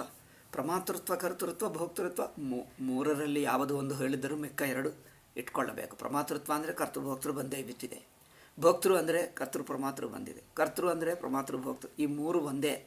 ಈ ಒಂದಕ್ಕೆ ಮೂರು ಹೆಸರುಗಳೇ ಹೊರತು ಮೂರೇನಿಲ್ಲ. ಕರ್ಮೇಂದ್ರಿಯ ದೃಷ್ಟ್ಯ ಕರ್ತ ಹೇಳಿದ್ದೀವಿ, ಜ್ಞಾನೇಂದ್ರಿಯ ದೃಷ್ಟ್ಯ ಪ್ರಮಾತೃ ಹೇಳಿದ್ದೀವಿ, ಸುಖ ದುಃಖಾನುಭವಗಳ ದೃಷ್ಟ್ಯ ಭೋಕ್ತೃ ಹೇಳಿದ್ದೀವಿ. ಒಟ್ಟು ಇರುವುದನ್ನು ಒಂದೇ ಜೀವ. ಅದಕ್ಕಿಂತ ಪ್ರಮಾತೃ ಹೇಳಿದರೆ ಸಾಕು. ಆದರೆ ಪ್ರಮಾತೃವೇ ಏಕೆ ಹೇಳ್ತಾ ಇದ್ದೀರಿ ಅಂದರೆ, ಪ್ರಮಾತೃವೆನ್ನುವುದು ವೃತ್ತಿ, ಜ್ಞಾನವೃತ್ತಿ. ಈ ಜ್ಞಾನವೃತ್ತಿಯನ್ನು ಅಧ್ಯಾಸ ಎಂದು ಅರ್ಥ ಮಾಡಿಕೊಳ್ಳುವುದು ಸುಲಭವಾಗುತ್ತದೆ. ಅದನ್ನು ಬಾಧ ಮಾಡುವುದು, ವಿಚಾರ ಮಾಡುವುದು ಸುಲಭ ಎಂದು ಪ್ರಮಾತೃ ಹೇಳ್ತೀವಿ ಅಷ್ಟೇ. ಆದರೆ ಪ್ರಮಾತೃ ಅಂದರೆ ಕರ್ತೃಭೋಕ್ತೃ ಮೂರು ಸೇರಿಕೊಂಡೇ ಹೇಳಿದ್ವಿ. ಆಯಿತು. ಇಲ್ಲಿ ಈ ಪ್ರಮಾತೃತ್ವವನ್ನು ಅಥವಾ ಜೀವಭಾವವನ್ನು ಅರ್ಥ ಮಾಡಿಕೊಳ್ಳಲು ಅವರೇನು ಹೇಳಿದರೆಂದರೆ, ಪ್ರತಿಬಿಂಬ ಉದಾಹರಣವೇ ಹೊಂದುತ್ತದೆ ಎಂದು ಅವರ ಆಗ್ರಹ ಅಲ್ಲ, ಮಡಿಕೆ ಉದಾಹರಣೆಯೇ ಹೊಂದುತ್ತದೆ ಎಂದು ಇವರ ಆಗ್ರಹ. ಅದರಿಂದ ಪ್ರತಿಬಿಂಬ ರೂಪದಲ್ಲಿ ಹೊಂದಲ್ಲ ಎಂದು ಪ್ರತಿಬಿಂಬವು ತಪ್ಪು ಎಂದು ಇವರು ಹೇಳ್ತಾರೆ. ಅವಚ್ಛಿನ್ನ ಆಕಾಶ ತಪ್ಪು ಎಂದು ಅವರು ಹೇಳ್ತಾರೆ. ಇದರಿಂದ ಈ ಎರಡು ಒಂದು ಸಂಪ್ರದಾಯಗಳೇ ಮಾಡಿಬಿಟ್ಟು ಜೀವ ಅಂದರೆ ಯಾರು, ಜೀವನಿಗೆ ಈಶ್ವರನಿಗೆ ಸಂಬಂಧವೇನು ಈಗ ಹೇಳಿಬಿಡ್ತಾರೆ. ಜೀವನಿಗೆ ಈಶ್ವರಿಗೆ ಸಂಬಂಧವೇನು? ಈಶ್ವರನು ಸಾಕ್ಷಿ, ಚೈತನ್ಯ ರೂಪ, ಸರ್ವಚೈತನ್ಯ ರೂಪ, ಸರ್ವಜ್ಞನಾದ ಈಶ್ವರ ಅಂದರೆ ತಮ್ಮ ಅನುಭವ, ತಮ್ಮ ನಿಗೂಢ ಅನುಭವ ಈಶ್ವರ, ಪರಿಚ್ಛಿನ್ನ ಅನುಭವ ಪ್ರಮಾತೃತ್ವ ಜೀವ ಅಷ್ಟೇ. ಜೀವ ಈಶ್ವರನನ್ನು ಹೇಗೆ ಮಾಡ್ತೀರಿ ಅಂದರೆ, ದೊಡ್ಡ ಈಶ್ವರ ಅಂದರೆ ಅಲ್ಲಿ ಹೀಗೆ ತಿಳ್ಕೊಳ್ಳಬಾರದು. ಲೌಕಿಕರು ಪರಮಲೌಕಿಕರು ಏನು ತಿಳ್ಕೊಳ್ತಾರೆ, ಈಶ್ವರ ಅಂದರೆ ಆಕಾಶದಲ್ಲಿ ವೈಕುಂಠದಲ್ಲಿರುತ್ತಾನೆ, ಜೀವ ಇಲ್ಲಿರುತ್ತಾನೆ. ಅದು ತುಂಬ ಲೌಕಿಕರ ದೃಷ್ಟಿ. ಹಾಗಲ್ಲ. ದೊಡ್ಡ ಸರ್ಕಲ್ನಲ್ಲಿ ಸಣ್ಣ ಸರ್ಕಲ್ ಜೀವ, ದೊಡ್ಡ ಸರ್ಕಲ್ ಒಳಗೆ, ದೊಡ್ಡ ಸರ್ಕಲ್ ಒಳಗೆ ಸಣ್ಣ ಸರ್ಕಲ್ ಇದೆ ಅಲ್ಲವೇ, ವೃತ್ತ, ದೊಡ್ಡ ವೃತ್ತ ಇದೆ, ಅದರಲ್ಲಿ ಒಳಗೆ ಸಣ್ಣ ಸರ್ಕಲ್ ಇದೆ. ಸಣ್ಣ ಸರ್ಕಲ್ ಜೀವ, ದೊಡ್ಡ ಸರ್ಕಲ್ ಈಶ್ವರ. ಈಗ ನೋಡಿ, ಈಶ್ವರ ಜೀವ ಎಷ್ಟು ದೂರವಾಗಿದ್ದಾರೆ. ಜೀವ ಈಶ್ವರನ ಅಡಕವಾಗೇ ಇದ್ದಾನೆ. ಈಶ್ವರ ದೃಷ್ಟಿಗೆ ಜೀವ ಬಿಡಿಯಾಗಿಲ್ಲ, ಜೀವ ದೃಷ್ಟಿಗೆ ಈಶ್ವರ ಎಲ್ಲೋ ಇದ್ದಾನೆ ಅನಿಸುತ್ತದೆ. ಏಕೆ? ನೀವು ಸಣ್ಣ ವೃತ್ತದಲ್ಲಿರುವಾಗ ದೊಡ್ಡ ವೃತ್ತ ಅನಿಸುತ್ತದೆ, ಎಲ್ಲೋ ದೂರ ಇದೆ ಅನಿಸುತ್ತದೆ. ಹಾಗೆ ದೊಡ್ಡ ವೃತ್ತದ ಒಳಗೆ ಸಣ್ಣ ವೃತ್ತ ಇಷ್ಟೇ ಇಟ್ಕೊಂಡರೆ, ಸಣ್ಣ ವೃತ್ತ ದೃಷ್ಟಿಗೆ ದೊಡ್ಡ ವೃತ್ತ ನನಗೆ ಗೊತ್ತಿಲ್ಲ, ಎಲ್ಲೋ ಇದೆ ಅನಿಸುತ್ತದೆ. ಅಷ್ಟೇ ಹಾಗೆ. ಆದ್ದರಿಂದ ಜೀವ ಈಶ್ವರರು ಎಲ್ಲಿ? ಆ ಜೀವ ಈಶ್ವರರಿಗೆ ಸಂಬಂಧವೇನು ಅಂದರೆ, ಈಶ್ವರನಲ್ಲಿ ಜೀವ ಹೇಗೆ ಉಂಟಾಗ್ತಾನೆ, ಹೇಗೆ ತೋರ್ಕೊಳ್ತಾನೆ? ಮಡಿಕೆ ಹಾಗೆ ಸಣ್ಣ ವೃತ್ತ ಇಟ್ಕೊಂಡಾಗ, ವೃತ್ತ ಅಂದ್ರೇನು? ಮಡಿಕೆ ಇಟ್ಕೊಂಡರೆ ಸಣ್ಣ ವೃತ್ತ ಆಯಿತು. ಅದು ಮಡಿಕೆ ಆಕಾಶ, ಅನಂತ ಆಕಾಶದಲ್ಲಿ ಅಡಕವಾಗೇ ಇದ್ದಾನೆ. ಅದನ್ನು ಆಶ್ರಯಿಸಿಕೊಂಡೆ, ಅದರ ಆಧಾರದಲ್ಲೇ ಇದ್ದಾನೆ. ಈಗ ಇವರೇನು ಹೇಳಿದ್ದರು? ಅಲ್ಲ, ಆ ಅರಿವು ಪ್ರತಿಬಿಂಬಿತವಾಗುತ್ತದೆ. ಆ ಪ್ರತಿಬಿಂಬಿತ ಅರಿವು ಅಂತಃಕರಣ ಜೊತೆಗೆ, ಅಂತಃಕರಣದಲ್ಲಿ ಪ್ರತಿಬಿಂಬಿತವಾಗಿರುವ ಅರಿವು ಅಂತಃಕರಣ ಅಭಿಮಾನದಿಂದ ಇರುವನು ಪ್ರಮಾತೃತ್ವ. ಅದರಿಂದ ಅಂತಃಕರಣ ಅಭಿಮಾನ ಬಿಟ್ಟಾಗ ಆ ಚಿದಾಭಾಸ, ಅಂತಃಕರಣ ಅಭಿಮಾನ ಬಿಟ್ಟರೆ ಚಿದಾಭಾಸ ಅಂದರೆ ಚೈತನ್ಯದ ತೋರಿಕೆ, ಚೈತನ್ಯ ಅನಿಸುವ ಸೆಂಬ್ಲೆನ್ಸ್ ಆಫ್ ಚೈತನ್ಯ, ಅಂದರೆ ಚೈತನ್ಯ ಹಾಗೆ ಅನಿಸುವುದು. ಚೈತನ್ಯ ಹಾಗೆ ಅನಿಸುವುದು ಚೈತನ್ಯಕ್ಕೆ ವ್ಯತ್ಯಾಸ ಇರುತ್ತದೆ. ಉದಾಹರಣೆಗೆ ನೋಡಿ, ಒಂದು ಲೈಟನ್ನು, ಬೆಳಕು, ಯಾವುದೋ ಒಂದು ದೀಪದ ಬೆಳಕೋ, ಹಗಲಿನ ಬೆಳಕೋ, ದೀಪದ ಬೆಳಕು ಕನ್ನಡಿ ಮೇಲೆ ಬಿದ್ದಿತು. ಕನ್ನಡಿ ಮೇಲೆ ಬಿದ್ದು ಅದು ರಿಫ್ಲೆಕ್ಟ್ ಆಗಿ ಹೊರಗೆ ಬಂದರೆ ಒಂದು ಫೋಕಸ್ ಹಾಗೆ ಲೈಟಿನ ಬೆಳಕು ಹೊರಗೆ ಬಂದಂತೆ ಕಂಡು ಬರುತ್ತದೆ, ಬಂದು ಬೇರೆ ವಸ್ತು ಮೇಲೆ ಬೀಳುತ್ತದೆ. ಅಲ್ಲಿ ನೋಡಿ, ಕನ್ನಡಿಯಿಂದ ಬರುತ್ತಾ ಇರುವ ಬೆಳಕಿಗೆ ಪಕ್ಕಕ್ಕೂ ಕನ್ನಡಿಯಲ್ಲಿ ಬೀಳುವಕ್ಕೆ ಮುಂಚೆ ಇರುವ ಬೆಳಕಿಗೆ ಏನು ವ್ಯತ್ಯಾಸ? ಬೆಳಕೆ ಅಲ್ಲವೇ? ಇದೇನೋ ಕನ್ನಡಿಯಲ್ಲಿ ಬಿದ್ದು ಪ್ರತಿಬಿಂಬಿತವಾಗಿ ಬಂದ ಬೆಳಕು, ಪ್ರತಿಬಿಂಬಕ್ಕೆ ಮುಂಚೆ ಇರುವ ಬೆಳಕು, ಎರಡಕ್ಕೆ ವ್ಯತ್ಯಾಸ ಇದೆಯಾ? ಬೆಳಕೆ. ಆದ್ದರಿಂದ ಆ ಬೆಳಕು ಬೇರೆ ಏಕೆ ಅನಿಸುತ್ತದೆ ಅಂದರೆ, ಕನ್ನಡಿ ಸಂಬಂಧ ಇಟ್ಟುಕೊಳ್ಳುವವರೆಗೂ ಆ ಬೆಳಕು ಈ ಬೆಳಕು ಅದೇನು ಪ್ರತಿಬಿಂಬಿತ ಬೆಳಕು, ಇದೇನೋ ಕನ್ನಡಿಯಲ್ಲಿ ಬೀಳುವಕ್ಕೆ ಮುಂಚೆ ಇರುವ ಬೆಳಕು ಎಂದು ನೋಡ್ತೀವಿ. ಆದರೆ ಬೆಳಕಿನ ಸ್ವರೂಪದಲ್ಲಿ ಒಂದೇ. ಆದ್ದರಿಂದ ಅಂದ್ರೇನು? ಕನ್ನಡಿ ಸಂಬಂಧ ಬಿಟ್ಟರೆ ಆ ಪ್ರತಿಬಿಂಬಿತ ಬೆಳಕು ಒಂದೇ, ಮೂಲ ಬೆಳಕು ಒಂದೇ ಅನಿಸುತ್ತದೆ ಒಂದೇ ಆಗಿ ಗೊತ್ತಾಗ್ತದೆ. ಪ್ರತಿಬಿಂಬಿತವಾಗಿದ್ದು ಚಿದಾಭಾಸ, ಮೂಲವಾಗಿದ್ದು ಚಿತ್ತು ಚಿದಾಭಾಸ. ಚಿದಾಭಾಸವನ್ನು ಅಂತಃಕರಣ ಸಂಬಂಧ ಬಿಡಿಸಿದ್ದರೆ ಚಿದಾಭಾಸ ಚಿತ್ತು ಜೊತೆಗೆ ಒಂದೇ ಎಂದು ಗೊತ್ತಾಗ್ತದೆ. ಇದೇ ಜ್ಞಾನ. ಅಂತಃಕರಣ ಸಂಬಂಧ ಬಿಡಿಸಿದಾಗ ಯಾವುದು ಅರಿವಂತೆ ಕಾಣುವ, the semblance of consciousness is understood as one with consciousness, this is ಐಕ್ಯಂ. ಜೀವಭಾವ ಅಂದ್ರೇನು? ಸೆಂಬ್ಲೆನ್ಸ್ ಆಫ್ ಕಾನ್ಷಿಯಸ್ನೆಸ್ ಅಂದರೆ ಅರಿವಿನ ಆಭಾಸ, ಅರಿವಂತೆ ತೋರುವ ಆಭಾಸ, ಅಂತಃಕರಣ ಸಂಬಂಧದಲ್ಲಿ ತೋರುವ ಆಭಾಸ. ಅಂತಃಕರಣದನ್ನು ಇಟ್ಕೊಂಡರೆ ಜೀವ, ಅಂತಃಕರಣದನ್ನು ತಾದಾತ್ಮ್ಯ ಪಡ್ಕೊಂಡರೆ, ಅಂತಃಕರಣಕ್ಕೆ ಅಂಟುಕೊಂಡು ಬಿಟ್ಟರೆ, ಪರಿಚ್ಛಿನ್ನವಾಗಿ ಬಿಟ್ಟರೆ ಜೀವ. ಅಂತಃಕರಣ ಸಂಬಂಧ ಬಿಡಿಸಿದ್ದರೆ, ಅಂತಃಕರಣ ತಾದಾತ್ಮ್ಯ ಬಿಡಿಸಿದ್ದರೆ ಚಿದಾಭಾಸಕ್ಕೆ ಲಿಮಿಟೇ ಇಲ್ಲ ಅಲ್ಲವೇ? ಅಂತಃಕರಣದ ತಾದಾತ್ಮ್ಯ ಬಿಟ್ಟಿರುವ ಚಿದಾಭಾಸ, the reflected consciousness de-identified with reflected medium. ಇನ್ನು ಕನ್ನಡ ಇಟ್ಕೊಂಡು, ಮೊದಲು ಲೈಟ್ ಇದೆ, ಲೈಟು ಕನ್ನಡಿಯಲ್ಲಿ ರಿಫ್ಲೆಕ್ಟ್ ಆಗ್ತದೆ. ರಿಫ್ಲೆಕ್ಟ್ ಆಗಿರುವ ಬೆಳಕು ಮೂಲ ಬೆಳಕಕ್ಕಿಂತ ಬೇರೆ ಏಕೆ ಅನಿಸುತ್ತದೆ? ಇನ್ನೂ ಆ ರಿಫ್ಲೆಕ್ಟೆಡನ್ನು ರಿಫ್ಲೆಕ್ಟಿಂಗ್ ಮೀಡಿಯಮ್ ಸಂಬಂಧದಲ್ಲಿ ನೋಡ್ತಾ ಇದ್ದೀವಿ. ಚಿದಾಭಾಸವನ್ನು ಅಂತಃಕರಣ ಸಂಬಂಧದಿಂದ, ಅಂತಃಕರಣ ತಾದಾತ್ಮ್ಯ ಅಭಿಮಾನದಿಂದ ನೋಡ್ತಾ ಇದ್ದೀವಿ. ಅಂತಃಕರಣ ಸಂಬಂಧ ಬಿಡಿಸಿ, ಅಂದರೆ ಅಂತಃಕರಣ ತಾದಾತ್ಮ್ಯ ಬಿಡಿಸಿ ರಿಫ್ಲೆಕ್ಟೆಡ್ ಕಾನ್ಷಿಯಸ್ನೆಸ್ ನೋಡಿದ್ದರೆ, ರಿಫ್ಲೆಕ್ಟೆಡೋ ಅನ್ರಿಫ್ಲೆಕ್ಟೆಡೋ ವ್ಯತ್ಯಾಸವೇ ಇಲ್ಲ, ಬಿಕಮ್ಸ್ ಒನ್ ಕಾನ್ಷಿಯಸ್ನೆಸ್. ಹಾಗೆ ಇದು ಐಕ್ಯ ಜ್ಞಾನ, ಇದು ಅವರ ಪ್ರಕ್ರಿಯೆ. ಈಗ ಇವರು ಏನದು ಮಡಿಕೆ ದೃಷ್ಟಾಂತ, ಭಾಮತಿಕಾರರದು ಮಡಿಕೆ ದೃಷ್ಟಾಂತ, ಅವರದೇನೋ ಪ್ರತಿಬಿಂಬ ದೃಷ್ಟಾಂತ. ಮಡಿಕೆ ದೃಷ್ಟಾಂತದಲ್ಲಿ ಆಯಿತು, ಮಡಿಕೆ ದೃಷ್ಟಾಂತ ಈಗ ಹೇಳೋಣ. ಮಡಿಕೆ ದೃಷ್ಟಾಂತದಲ್ಲಿ ಅದೇ ಅರಿವು, ಅದೇ ಆಕಾಶ ಮಡಿಕೆಯಲ್ಲೇನೋ ಪರಿಚ್ಛಿನ್ನವಾಗಿ ತೋರ್ತದೆ. ಮಡಿಕೆ ಎಂಬ ಆ ಗೋಡೆ, ರೌಂಡ್ ಗೋಡೆ, ಮಡಿಕೆಯ ರೌಂಡ್ ಗೋಡೆ, ರೌಂಡ್ಗೇನು ಹೇಳ್ತಾರೆ, ಗೋಲಾಕಾರ ಗೋಡೆ. ಆ ಗೋಲಾಕಾರ ಗೋಡೆ ದೃಷ್ಟಿ ಇಟ್ಕೊಂಡರೆ ಆ ಆಕಾಶ ಇಷ್ಟೇ ಆಗಿದ್ದಂತೆ ಅನಿಸುತ್ತದೆ. ಆ ಇಷ್ಟೇ ಅನಿಸಿರುವ ಆಕಾಶ ಮಡಿಕೆ ಗೋಡವನ್ನು ಬಿಡಬೇಕು. ಅಂದರೆ ಗೋಡದ ಸಂಬಂಧ, ಗೋಡದ ರೌಂಡ್ ಗೋಡೆಯ ಸಂಬಂಧ ಆಕಾಶವನ್ನು ನೋಡುವಾಗ ಅಡ್ಡಿ ಬಾರಬಾರದು. ಅಂದರೆ ನಿಮ್ಮ ದರ್ಶನಕ್ಕೆ, ಆಕಾಶ ದರ್ಶನಕ್ಕೆ ಅದು ಬ್ಲಾಕ್ ಮಾಡಬಾರದು, ಅದು ಲಿಮಿಟ್ ಕೊಡಬಾರದು. ಮಡಿಕೆ ರೌಂಡ್ ಗೋಡೆ ಲಿಮಿಟ್ ಮಾಡುವುದರಿಂದ ಆಕಾಶ ಇಷ್ಟೇ ಅನಿಸುತ್ತಾ ಇದೆ. ನಿಮ್ಮ ಆಕಾಶ ದರ್ಶನಕ್ಕೆ ಮಡಿಕೆ ಅಡ್ಡಿ ಬರಬಾರದು. ಅಂದರೆ ಮಡಿಕೆ ಅಡ್ಡಿ ಬರದಂತೆ ಆಕಾಶವನ್ನು ನೋಡಬೇಕು. ಮಡಿಕೆಯ ಅಂದರೆ ರೌಂಡ್ ಗೋಡೆಯ ಅಡ್ಡಿ ಬಿಡಿಸಿ ಆಕಾಶ ನೋಡಬೇಕು. ರೌಂಡ್ ಗೋಡೆಯ ಅಡ್ಡಿ ಬಿಡಿಸುವುದಂದರೆ ಹೇಗೆ? ನೀವು ರೌಂಡ್ ಗೋಡೆಯ ಒಳಗೆ ನೋಡಿದ್ದರೆ ಅಡ್ಡಿ, ಒಳಗೆ ನೋಡುವುದೇ ಅಡ್ಡಿ. ಆವಾಗ ಏನು ಮಾಡಬೇಕು? ಆಕಾಶವನ್ನು ಹೊರಗೆ ನೋಡಿ. ಹೊರಗೆ ಅಂದರೆ ಏನು? ಮಡಿಕೆಯೇ ಆಕಾಶದಲ್ಲಿ ಮುಳುಗಿದೆ. ನಾವು ಇಷ್ಟೊತ್ತು ಏನು ನೋಡಿದ್ದೀವಿ? ಮಡಿಕೆ ಒಳಗೆ ಆಕಾಶ ಎಂದು ನೋಡಿದ್ದೀವಿ. ಈಗೇನು ನೋಡಿ? ಆಕಾಶದಲ್ಲಿ ಮಡಿಕೆ ಎಂದು ನೋಡಿ. ಆಕಾಶದಲ್ಲಿ ಮಡಿಕೆ ಅಂದರೆ ನೀವು ದೃಷ್ಟಿ ಆಕಾಶ ಮೇಲೆ ಇಟ್ಕೊಂಡ್ರೆ ಆಕಾಶಕ್ಕೆ ನಿರಾಕಾರ. ಮಡಿಕೆ ಎಲ್ಲಿದೆಯೋ ಮುಳುಗೆ ಹೋಯ್ತು ಅದರಲ್ಲಿ. ಏಕೆಂದರೆ ನೀವು ಗೋಡೆ ಮೇಲೆ ಅಟೆನ್ಷನ್ ಇಡುತ್ತಾ ಇಲ್ಲ. ಗೋಡೆ ಹೊರಗೆ ನೋಡಿ. ಗೋಡೆ ಹೊರಗೆ ಅಂದರೇನು? ಹೊರಗೆ ಅಂದರೆ ನಿರಾಕಾರ ಆಕಾಶ ಮೇಲೆ ದೃಷ್ಟಿ ಇದ್ದರೆ ಈಗ ಮಡಿಕೆ ದೃಷ್ಟಿ ಹೋಯಿತು. ಹೊರಗೆ ನೋಡುವುದೆಂದರೆ ಅರ್ಥವೇನು? ಮಡಿಕೆಯನ್ನು ಮುಳುಗಿಸಿ ನೋಡು ಎಂದರ್ಥ. ಮಡಿಕೆಯನ್ನು ಆಕಾಶದಲ್ಲಿ ಮುಳುಗಿಸಿ ನೋಡು. ಆಕಾಶದಲ್ಲಿ ಮುಳುಗಿಸಿ ಅಂದರೆ ಅರ್ಥವೇನು? ಆಕಾರದ ಅಟೆನ್ಷನ್ ಬಿಟ್ಟು ಒಟ್ಟು ಆಕಾಶ, ನಿರಾಕಾರ ಆಕಾಶ ಮೇಲೆ ಅಟೆನ್ಷನ್ ಇಡು. ಇಂಥ ಮಡಿಕೆಗಳು ಎಷ್ಟಿವೆಯೋ ಎಲ್ಲಿವೆಯೋ ಅನಂತ ಆಕಾಶದಲ್ಲಿ ಮುಳುಗಿ ಹೋಗುತ್ತವೆ. ಅನಂತ ಆಕಾಶ ದೃಷ್ಟಿಗೆ ಮಡಿಕೆ ಎಲ್ಲೋ ಗೊತ್ತೇ ಇಲ್ಲ. ಹಾಗೆ ಮಡಿಕೆಯ ಅಡ್ಡಿ ಬಿಡಿಸುವುದೆಂದರೆ ಅರ್ಥವೇನು? ಅಟೆನ್ಷನ್ ಆಕಾರದಿಂದ ಆಕಾಶಕ್ಕೆ ಬರಲಿ ಇಲ್ಲ. ಈ ಅಂದರೆ ಅವಚ್ಛೇದ ದೃಷ್ಟಾಂತದಲ್ಲಿ, ಅವಚ್ಛೇದ ಅಂದರೆ ಮಡಿಕೆ, ಈ ಅವಚ್ಛೇದ ದೃಷ್ಟಾಂತದಲ್ಲಿ ಪರಿಚ್ಛಿನ್ನ ಆಕಾಶವನ್ನು ಪರಿಚ್ಛೇದ ಬಿಡಿಸಿ ಅನಂತವಾಗಿ ನೋಡುವುದು. ಪ್ರತಿಬಿಂಬ ದೃಷ್ಟಾಂತದಲ್ಲಿ ಮುಖ ಪ್ರತಿಬಿಂಬ, ಕನ್ನಡಿಯಲ್ಲಿ ಬೆಳಕಿನ ಪ್ರತಿಬಿಂಬ ನೋಡಬಹುದು, ಅಥವಾ ಮುಖ ಪ್ರತಿಬಿಂಬ ಯಾವುದೇ ಇಟ್ಕೋ, ಚಿದಾಭಾಸ. ಅಂದರೆ ಮುಖದ ಪ್ರತಿಬಿಂಬ ಕನ್ನಡಿಯಲ್ಲಿ ಕಂಡು ಬಂದದ್ದು ನೀವು ಕನ್ನಡಿ ಆಧಾರ ಇಟ್ಟುಕೊಂಡುವವರೆಗೂ ಪ್ರತಿಬಿಂಬ ಬೇರೆ ಅನಿಸುತ್ತದೆ. ನೀವು ಕನ್ನಡಿಯನ್ನು ಉಪೇಕ್ಷೆ ಮಾಡಿದ್ದರೆ ಅದು ಪ್ರತಿಬಿಂಬವ ಮುಖವ ಎರಡು ಒಂದೇ ಆಗಿಬಿಡ್ತವೆ ಅಲ್ಲವೇ? ಕನ್ನಡಿ ಆಧಾರ, ಮೀಡಿಯಂ, ಕನ್ನಡಿ ಮೀಡಿಯಂನಿಂದ ನಿಮಗೆ ಎರಡು ಮುಖಗಳು, ನನ್ನ ಒಂದು ಮುಖ, ಅಲ್ಲೊಂದು ಕಂಡುಬರುವ ಮುಖ, ಇರುವ ಮುಖವೊಂದು, ಕಂಡುಬರುವ ಮುಖವೊಂದು ಎಂದು ಎರಡು ಅನಿಸುತ್ತವೆ. ನಿಜವಾಗಿ ನೋಡಿದ್ದರೆ ಆ ಕನ್ನಡಿ ರೆಫರೆನ್ಸ್ ಪಕ್ಕಕ್ಕಿಟ್ಟರೆ ಮುಖ ಒಂದೇ. ಏಕೆಂದರೆ ಮುಖ ಎಂಬುದು ಒಂದೇ. ಆ ಕನ್ನಡಿ ಮೀಡಿಯಂ ಇಟ್ಕೊಳ್ಳುವುದರಿಂದ ಅಲ್ಲಿ ಅನಿಸುತ್ತದೆ ಅಲ್ಲವೇ?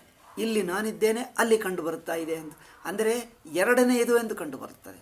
ಆ ಕನ್ನಡಿ ಮೀಡಿಯಂ ಉಪೇಕ್ಷೆ ಮಾಡಿದ್ದರೆ ಒಂದೇ ಒಂದು, ಅಲ್ಲಿ ಎಂದು ಸುಮ್ಮನೆ ಹೆಸರು ಇರುವುದಿಲ್ಲೇ. ಹಾಗೆ ಆದ್ದರಿಂದ ಪ್ರತಿಬಿಂಬ ಉದಾಹರಣೆಯಲ್ಲಿಯೂ ಈ ಉದಾಹರಣೆಗಳನ್ನು ಸ್ವಲ್ಪ ಹೆಚ್ಚಾಗಿ ಸ್ಟ್ರೆಚ್ ಮಾಡುವುದರಿಂದ ಎರಡು ಸಂಪ್ರದಾಯಗಳಾಗಿಬಿಟ್ಟಿವೆ. ಅದಕ್ಕೋಸ್ಕರ ನಾನು ಈ ಎರಡು ಉದಾಹರಣೆಗಳನ್ನು ಹೇಳದೆ ನೇರಾಗಿ ಹೇಳಿದ್ದೀನಿ. ಅರಿವೇ ಅಂತಃಕರಣ ಸಂಬಂಧದಿಂದ, ಅಂತಃಕರಣ ಅಧ್ಯಾಸದಿಂದ ಪ್ರಮಾತೃ, ಅಂತಃಕರಣ ಸಂಬಂಧ ಬೆಳೆಸಿದ್ದರೆ ಅರಿವು. ಅದಕ್ಕೋಸ್ಕರ ನನಗನ್ನಿಸುತ್ತದೆ ಮುಖ ಪ್ರತಿಬಿಂಬ ಉದಾಹರಣೆ ಅವರು ಹೇಳ್ತಾರೆ. ನಾನು ಮುಖ ಪ್ರತಿಬಿಂಬಕ್ಕಿಂತ ಬೆಳಕಿನ ರಿಫ್ಲೆಕ್ಷನ್ ಎಂದು ತಗೊಂಡು I think it becomes easier to understand. ಬೆಳಕಿನ ಪ್ರತಿಬಿಂಬ, ಕನ್ನಡಿಯಲ್ಲಿ ಬೆಳಕು ಪ್ರತಿಬಿಂಬಿತ ಬೆಳಕಾಗುತ್ತದೆ. ರೆಫ್ಲೆಕ್ಟೆಡ್ ಏನು ಲೈಟ್, ರೆಫ್ಲೆಕ್ಟೆಡ್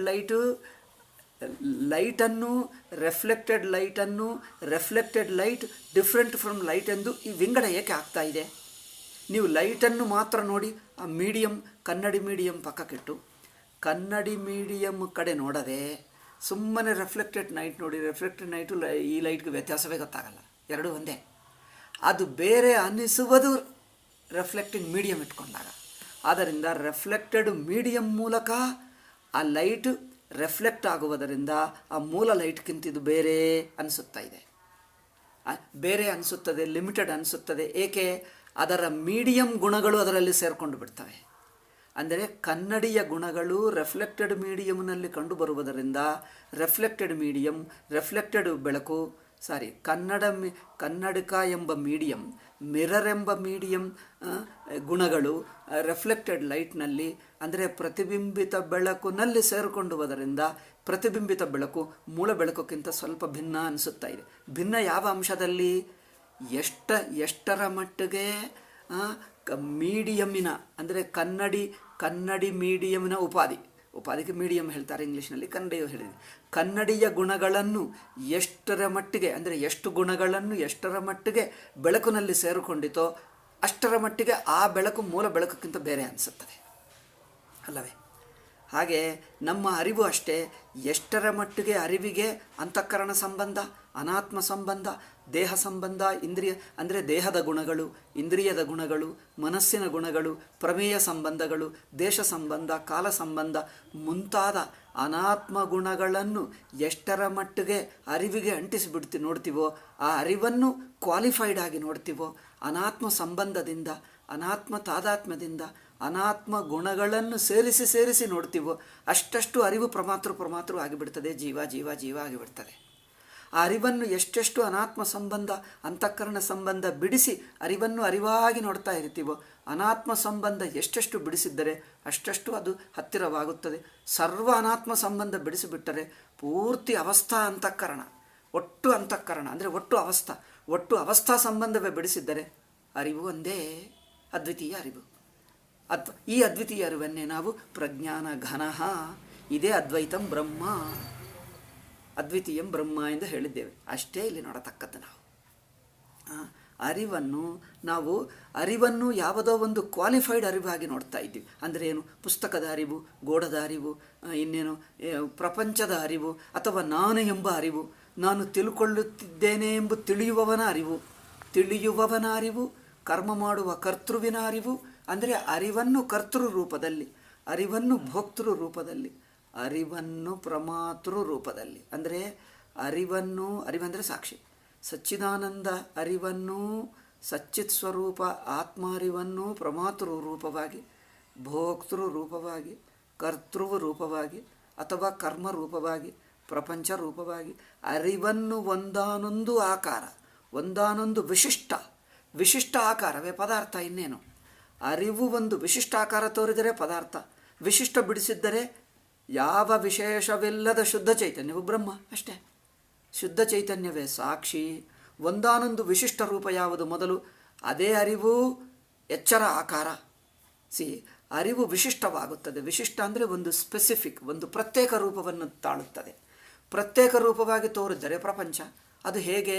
ಮೊದಲು ಎಚ್ಚರ ಎಂಬುದು ಅರಿವೇ ಶುದ್ಧ ಚೈತನ್ಯವೇ ಎಚ್ಚರ ಅರಿವಾಯಿತು, ಒಂದು ಪ್ರತ್ಯೇಕ ರೂಪ ತಾಳಿತು.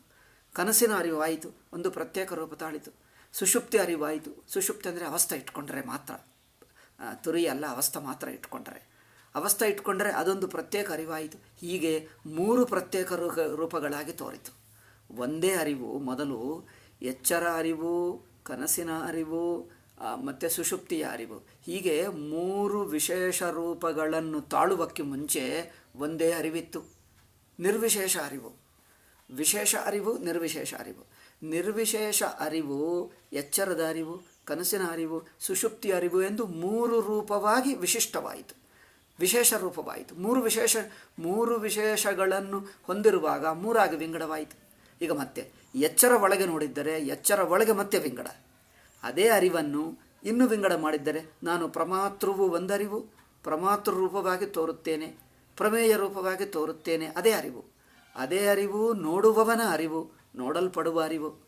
ನೋಡಿ, ಈಗ ನೋಡಲ್ಪಡುವುದೇನಾಗುತ್ತದೆ? ನೋಡಲ್ಪಡುವುದು ಅನೇಕವಾಗುತ್ತದೆ. ಶಬ್ದ, ಸ್ಪರ್ಶ, ರೂಪ, ರಸ, ಗಂಧ. ದೇಶದ ಅರಿವು, ಕಾಲದ ಅರಿವು, ವಸ್ತುವಿನ ಅರಿವು ಮೂರಾಗಿ ವಿಂಗಡ ಆಗುತ್ತದೆ ಮೊದಲು. ಈ ಮೂರಾಗಿ ಮತ್ತೆ ದೇಶವು ಏನಾಗುತ್ತದೆ? ಹತ್ತಿರ ದೂರ ಎಂದು ಮತ್ತೆ ಎರಡಾಗುತ್ತದೆ ವಿಂಗಡ. ಕಾಲ ಏನಾಗುತ್ತದೆ? ಭೂತರೂಪ ಅರಿವು, ವರ್ತಮಾನ ರೂಪ ಅರಿವು, ಭವಿಷ್ಯತ್ ರೂಪ ಅರಿವು. ಅದೇ ಕಾಲದ ಅರಿವು ಮೂರು ರೂಪವಾಗಿ ಮೂರು ಅರಿವುಗಳಾಗುತ್ತವೆ. ಭೂತಕಾಲ ಒಂದರಿವು. ಮತ್ತೆ ಈಗ ವಸ್ತುವಿನ ಅರಿವು ನೋಡಿ, ಸಬ್ಜೆಕ್ಟ್ ಅರಿವು, ಆಬ್ಜೆಕ್ಟ್ ಅರಿವು. ಅರಿವೇ ತಿಳಿಯುವವನ ರೂಪ, ಅರಿವೇ ತಿಳಿಯಲ್ಪಡುವ ರೂಪ. ಅಂದರೆ ಜ್ಞಾತೃ ರೂಪ ಅರಿವು, ಜ್ಞೇಯತ್ವ ರೂಪ ಅರಿವು. ಈಗ ಜ್ಞೇಯ ಏನಾಗುತ್ತದೆ, ಮತ್ತು ಇಂದ್ರಿಯಗಳ ಮೂಲಕ 5 ಬಿಟ್ಟು ಶಬ್ದದ ರೂಪ ಅರಿವು, ಸ್ಪರ್ಶ ರೂಪ ಅರಿವು, ಶಬ್ದ ಸ್ಪರ್ಶ ರೂಪ ರಸ ಗಂಧ, ಇವುಗಳ ಕಾಂಬಿನೇಷನ್ನಿಂದ ಅದೇ ಅರಿವು ಬಗೆ ಬಗೆ ಬಗೆ ಬಗೆ ಬಗೆಯಾಗಿ ತೋರುತ್ತದೆ ಅಲ್ಲವೇ? ಇದೆಲ್ಲ ಏನು? ಅರಿವಿನ ಬಗೆ ಬಗೆ ಕಾಂಬಿನೇಷನ್ಸೇ. ಅರಿವನ್ನು ಮೊದಲು 3 ತುಂಡುಗಳು ಮಾಡ್ತೀವಿ, 3 ವಿಶೇಷಗಳು ಮಾಡ್ತೀವಿ. ಇನ್ನೂ ಫರ್ದರ್ ವಿಶೇಷ ವಿಶೇಷ ವಿಶೇಷ ಸವಿಶೇಷ ಅರಿವು. ಈ ಎಲ್ಲ ವಿಶೇಷಗಳನ್ನು ಬಿಟ್ಟರೆ ನಿರ್ವಿಶೇಷ ಅರಿವು ಬ್ರಹ್ಮ. ಅದಕ್ಕೋಸ್ಕರ ನಿರ್ವಿಶೇಷ ನಿರ್ಗುಣ ಹೇಳಿದ್ದೀವಲ್ಲ. ವಿಶೇಷಗಳನ್ನು ಬಿಡಿಸಿ ನೋಡಿದ್ದರೆ ನಿರ್ವಿಶೇಷ. ವಿಶೇಷ ಯಾವುದು? ಎಚ್ಚರ ಒಂದು ವಿಶೇಷ. ಅರಿವಿಗೆ ಎಚ್ಚರ ಅರಿವು, ಕನಸಿನ ಅರಿವು, ಸುಷುಪ್ತಿ ಅರಿವು. ಅಂದರೆ ಅರಿವನ್ನು ನೀವು 3 ವಿಶೇಷಗಳು ಮಾಡಿಬಿಟ್ಟಿದ್ದೀರಿ. ಈ 3 ಇನ್ನೂ ಫರ್ದರ್ ವಿಂಗಡ ಮಾಡಿದ್ದರೆ ಇನ್ನೂ ವಿಶೇಷಗಳು, ಇನ್ನೂ ಪ್ರಪಂಚವೆಲ್ಲ ಅರಿವಿನ ವಿಶೇಷ ವಿಶೇಷ ಅಂದರೆ ತುಂಡು ತುಂಡು ತುಂಡು ತುಂಡು ಮಾಡಿ ಸಾವಿರಾರು ಮಾಡಿಬಿಟ್ಟಿದ್ವಿ. ಅದೆಲ್ಲ ವಿಶೇಷಗಳು ಬಿಡಿಸಿ ಬಿಡಿಸಿ ಬಿಡಿಸಿ ಬಿಡಿಸಿ ನೋಡಿದರೆ ಎಲ್ಲ ಒಂದೇ ಅರಿವು. ಮೊದಲು ಪ್ರಪಂಚದಲ್ಲಿರುವ ಪದಾರ್ಥಗಳನ್ನೆಲ್ಲ ಸೇರಿಸಬೇಕು. ಹೇಗೆ? ಪ್ರಪಂಚ ಪದಾರ್ಥಗಳನ್ನೆಲ್ಲ ಒಟ್ಟು ಸೇರಿಸಬೇಕು. ಮತ್ತು ಪ್ರಮಾತೃವು ಒಂದಿಲ್ಲ. ಸಬ್ಜೆಕ್ಟು ಆಬ್ಜೆಕ್ಟು 2 ಇವೆ. ಪ್ರಮೇಯ ಪ್ರಮಾತೃ. ಪ್ರಮೇಯದಲ್ಲಿ ನಾನಾತ್ವ ಇದೆ, ಪ್ರಮಾತೃವಿನಲ್ಲಿ ನಾನಾತ್ವ ಇದೆ. ಪ್ರಮೇಯ ನಾನಾತ್ವವೆಲ್ಲ ಒಟ್ಟು ಸೇರಿಸಿ ಇದಂ ಎಂದು ಹೇಳಬೇಕು, ಜ್ಞೇಯ ಎಂದು. ಪ್ರಮೇಯ ಒಟ್ಟು ಸೇರಿಸಿ ಒಂದು ನೋಡಬೇಕು, ವಿಶೇಷಗಳನ್ನೆಲ್ಲ ಸೇರಿಸಿ ಸಾಮಾನ್ಯಕ್ಕೆ ತರಬೇಕು. ಹಾಗೆ ಪ್ರಮಾತೃವಿನಲ್ಲಿ ನಾನಾತ್ವ ಇದೆ. ಪ್ರಮಾತೃವು ನಾನಾತ್ವ ಹೇಗೆ ಹೇಳ್ತೀನಿ ನೋಡಿ. ನಾನು ಪ್ರಮಾತೃವೇ ಕರ್ಮೇಂದ್ರಿಯ ಅಭಿಮಾನದಿಂದ ಕರ್ತ, ಸುಖ ದುಃಖ ಅಭಿಮಾನದಿಂದ ಭೋಕ್ತ, ಇನ್ನು ಮನಸ್ಸಿನ ಅಭಿಮಾನದಿಂದ ಆಯಿತು. ಇನ್ನು ಕಾಲದ ಅಭಿಮಾನದಿಂದ ಕಾಲದ್ರಷ್ಟ, ದೇಶದ ಅಭಿಮಾನದಿಂದ ದೇಶವನ್ನು ನೋಡುವವನು, ವಸ್ತುವಿನ ಅಭಿಮಾನದಿಂದ ಅಂದ್ರೇನು? ದೇಹಾಭಿಮಾನದಿಂದ ನಾನು ಮಿಕ್ಕದು. ದೇಹಾಭಿಮಾನವೂ ಇರುತ್ತದೆ ಪ್ರಮಾತೃವಿನಲ್ಲಿ. ಅಂದರೆ ಪ್ರಮಾತೃ ಅಂದರೆ ಜೀವನಲ್ಲಿ ಕರ್ಮಗಳ ಅಭಿಮಾನದಿಂದ ಕರ್ತೃತ್ವ, ಭೋಗಗಳ ಅಭಿಮಾನದಿಂದ ಭೋಕ್ತೃತ್ವ, ಒಟ್ಟು ಮನಸ್ಸಿನ ಅಭಿಮಾನ ಅಂದರೆ ದೇಶಕಾಲ. ಒಟ್ಟು ಮನಸ್ಸಂದರೆ ಇಡೀ ಪ್ರಪಂಚ ಯಾವ ದೇಶಕಾಲದಲ್ಲಿ ತೋರುತ್ತದೋ ಅಂದರೆ ರಿಲೇಷನಲ್ ಅಭಿಮಾನ ಎಂದು ಹೇಳೋಣ. ಓಕೆ, ಪದಾರ್ಥಗಳ ರಿಲೇಷನಲ್ ಅಭಿಮಾನ, dimension and relation. Dimension and sequence ಆಗಿ ನೋಡಿದರೆ ಕಾಲ. ಪದಾರ್ಥಗಳು ನೋಡುವುದು ಇಂದ್ರಿಯಗಳಿಂದ ನೋಡ್ತೀವಿ ನೋಡಿ. ಶಬ್ದ ಸ್ಪರ್ಶ ರೂಪರಸಗಂಧಗಳು ಇಂದ್ರಿಯಗಳಿಂದ ನೋಡ್ತೀವಿ. ಇಂದ್ರಿಯಗಳ ಉಪಾಧಿಯನ್ನು ಸೇರಿಸಿಕೊಂಡಾಗ ನಾನು ಮೊದಲು ಇಂದ್ರಿಯಗಳಿಂದ ನೋಡಿ ನಂತರ ದೇಶಕಾಲ ಹೇಳ್ತೀನಿ. ದೇಶಕಾಲ ನೇರಾಗಿ ಅರ್ಥವಾಗ್ತದೋ ಅಲ್ಲವೋ? ಮೊದಲು ಮನಸ್ಸಿನ ಅಭಿಮಾನದಿಂದ ಜ್ಞಾತಾಕರ್ತ ಭೋಕ್ತ ಆಗಿದ್ದಾನೆ. ಆವಾಗ ಕಾಲದೇಶ ಅರ್ಥವಾಗ್ತಾ ಇಲ್ಲ ಹೇಳ್ತೀನಿ. ನೀವು ಇಂದ್ರಿಯಗಳ ಅರ್ಥ ಮಾಡ್ಕೊಂಡು ನಂತರ ಗೊತ್ತಾಗ್ತದೆ. ಈಗ ಮೊದಲು ಜ್ಞಾನದ ಅಭಿಮಾನದಿಂದ ಜ್ಞಾತ, ಕರ್ಮದ ಅಭಿಮಾನದಿಂದ ಕರ್ತ, ಭೋಗಗಳ ಅಭಿಮಾನದಿಂದ ಭೋಕ್ತ ಆಯಿತು. ಈಗ ಇಂದ್ರಿಯಗಳ ಅಭಿಮಾನ ನೋಡಿ. ಕಣ್ಣಿನ ಅಭಿಮಾನದಿಂದ ದ್ರಷ್ಟ, ನೋಡುವವನಾಗಿದ್ದ. ಕಿವಿಯ ಅಭಿಮಾನದಿಂದ ಶ್ರೋತ, I am a listener, hearer. Then ಸ್ಪರ್ಶದ ಅಭಿಮಾನದಿಂದ I am the one who touches, ಸ್ಪೃಷ್ಟ. ಮತ್ತು ವಾಸನ ಅಭಿಮಾನದಿಂದ ಘ್ರಾತ, ಆಘ್ರಾಣ ಮಾಡುವವನು ಅಂದರೆ one who smells, smeller. Or one who tastes ಅಂದರೆ ಟೇಸ್ಟ್ ಮಾಡುವವನು. ಇದು ಒಂದೇ ಅರಿವು. 5 ಆಯಿತಾ? 5 ಅರಿವುಗಳಾಯಿತಾ? ದ್ರಷ್ಟ, ಶ್ರೋತ, ಆಯಿತಾ? ಹಾಗೆ ಮನಸ್ಸಿನ ಫೀಲಿಂಗ್ನಿಂದ ಮಂತ, ಬುದ್ಧಿಯಿಂದ ವಿಜ್ಞಾತ ಅಂದರೆ ಕರ್ತ ಭೋಕ್ತ ಅಷ್ಟೇ. ಆ ಜ್ಞಾತವನ್ನೇ ಏನದು ಕರ್ತ ಭೋಕ್ತ ಜ್ಞಾತವನ್ನೇ ವಿಜ್ಞಾತ ಹೇಳಿದ್ದಾರೆ ಅಷ್ಟೇ. ಮಂತ ಅಂದರೆ ಎಮೋಷ್ನಲ್ ರಿಲೇಷನ್ಶಿಪ್ ಮಂತ.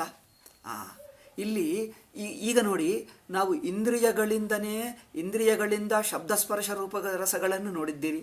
ಈಗ ಈ ಶಬ್ದಸ್ಪರ್ಶ ರೂಪರಸಗಳನ್ನೇ ಒಂದು ಲಿಮಿಟ್ ಆಗಿ ಡೈಮೆನ್ಷನ್ಸ್ ಇಷ್ಟು ಎಂದು ಪರಿಮಾಣ ನೋಡುತ್ತಾ ಇದ್ದರೆ ಆಕಾಶ ಬಂದುಬಿಟ್ಟಿತು. ಒಂದು ನಂತರ ಇನ್ನೊಂದು ನೋಡಿದ್ದರೆ ಕಾಲಾಭಿಮಾನ ಬಂತು, ಕಾಲದ ತಿಳುವಳಿಕೆ ಬಂತು. ಅಂದರೆ ಪದಾರ್ಥಗಳನ್ನು ನಾನಾ ಇಟ್ಟುಕೊಂಡು ಆ ನಾನಾಗಳಿಗೆ ಹೇಗೆ ಸಂಬಂಧ? 3 ವಸ್ತುಗಳನ್ನು ಇಟ್ಕೊಂಡು ಪಕ್ಕ ಸಂಬಂಧ ಇಟ್ಟರೆ ಆಕಾಶ, ಒಂದು ನಂತರ ಇನ್ನೊಂದು ಎಂದಿಟ್ಕೊಂಡರೆ ಕಾಲ ಅಷ್ಟೇ. ಅಂದರೆ ಇಂದ್ರಿಯಗಳಿಂದ ಶಬ್ದಸ್ಪರ್ಶಗಳು ಗೊತ್ತಾಗ್ತವೆ. ಶಬ್ದಸ್ಪರ್ಶ ರೂಪರಸಗಂಧ ಇಂದ್ರಿಯಗಳಿಂದ ಗೊತ್ತಾಗುವುದನ್ನು ಮನಸ್ಸಿನ ಹಂತದಲ್ಲಿ ಆ ಗೊತ್ತಾಗುವ ಪದಾರ್ಥಗಳನ್ನು 2 ಬಗೆಯಾಗಿ ವಿಂಗಡ ಮಾಡ್ತೀವಿ. ಒಂದು ಸೀಕ್ವೆನ್ಸ್ ಇಟ್ಟಿದ್ದರೆ ಕಾಲ, ಅದರ ಪಕ್ಕಕ್ಕೆ ಹೋಗುತ್ತಾ ಇದ್ದರೆ ಎಕ್ಸ್ಟೆನ್ಷನ್ ಮಾಡುತ್ತಾ ಇದೆ. ಎರಡು ಬಗೆಯ ಎಕ್ಸ್ಟೆನ್ಷನ್, ಒಂದು ಸ್ಪೇಷಿಯಲ್ ಎಕ್ಸ್ಟೆನ್ಷನ್, ಒಂದು ಟೈಮ್ ವೈಸ್ ಎಕ್ಸ್ಟೆನ್ಷನ್. ಈ ಎರಡು ಬಗೆಯ ಎಕ್ಸ್ಟೆನ್ಷನ್ ಮನಸ್ಸಿನ ಹಂತದಲ್ಲಿ ಆಗುತ್ತದೆ. ಇಂದ್ರಿಯ ಹಂತದಲ್ಲಿ ಪದ, ಇದೆಲ್ಲ ಏನು? ಮನಸ್ಸಿನ ಹಂತದಲ್ಲಿ ಆಗುವುದು ಅರಿವಿನ ಒಂದು ವಿಶೇಷ, ಇಂದ್ರಿಯ ಹಂತದಲ್ಲಿ ಆಗುವುದು ಅದೊಂದು ವಿಶೇಷ. ಪ್ರಮಾತೃವಿನಲ್ಲಿ ಒಬ್ಬನೇ ಪ್ರಮಾತೃ, ಕರ್ತ ಭೋಕ್ತ ಅಂದು ವಿಜ್ಞಾತ, ವಿಜ್ಞಾತವೇ ಮೂರಾಗಿದ್ದಾನೆ. ಕರ್ತ ಭೋಕ್ತ ಜ್ಞಾತ, ಅಥವಾ ಹೀಗೆ ಹೇಳಬಹುದು,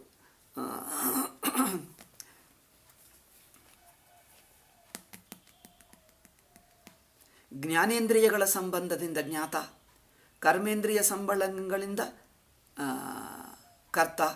ಈಗ ಮಂತ ಹೇಳ್ತೀವಿ ನೋಡಿ, ಇದೆಲ್ಲ ಏಕೆ ಹೇಳುವುದಂದರೆ ಉಪನಿಷತ್ತಿನಲ್ಲಿ ಭಾಷ್ಯದಲ್ಲಿ ಹೇಳಿರುವ ಭಾಷೆಗೆ ನಾನು ಇಷ್ಟು ಹೇಳಿದ್ದಕ್ಕೆ ಸಮನ್ವಯ ಮಾಡ್ತಾ ಇದ್ದೀನಿ ಅಷ್ಟೇ. ಇಟ್ ಇಸ್ ಓನ್ಲಿ ಎ ಸಮನ್ವಯ ಆಫ್ ದ ಟರ್ಮ್ಸ್, ಶಬ್ದಗಳ ಸಮನ್ವಯ ಅಷ್ಟೇ. ಅರ್ಥ ಗೊತ್ತಾಯಿತು, ಅದೇ ಅರ್ಥ, ಗೊತ್ತಿದ್ದ ಅರ್ಥವೇ. ಭೋಕ್ತೃತ್ವವನ್ನು ಎಲ್ಲಿ ಸೇರಿಸಬೇಕು ಎಂದು ನೋಡ್ತಾ ಇದ್ದೀನಿ. ಅವರು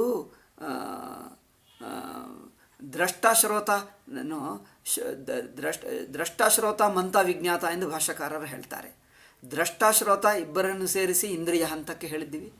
ವಿಜ್ಞಾತದಲ್ಲಿ ಪ್ರಮಾತೃ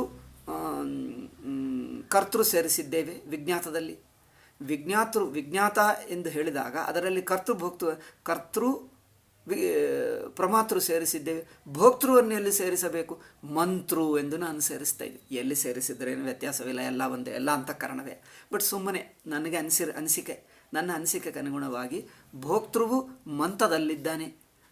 ಅಂದರೆ ಒಂದು ಬ್ರಾಡ್ ಪ್ರಮಾತೃವನ್ನು ಮೊದಲು ಈಗ ಈಗ ಈಗ ಹೇಳ್ತೀನಿ ನೋಡಿ. ಈಗ ನಾನು ಹೇಳುವ ತಾತ್ಪರ್ಯವೇನೋ ಮೊದಲು ಮನಸ್ಸಿನಲ್ಲಿ ಇಟ್ಕೊಂಡು ಕೇಳಿ ಡೀಟೇಲ್. ಒಂದೇ ಪ್ರಮಾತೃವನ್ನು ಫರ್ದರ್ ಡಿವೈಡ್ ಮಾಡಿದಾಗ subject side there are many divisions within the subject.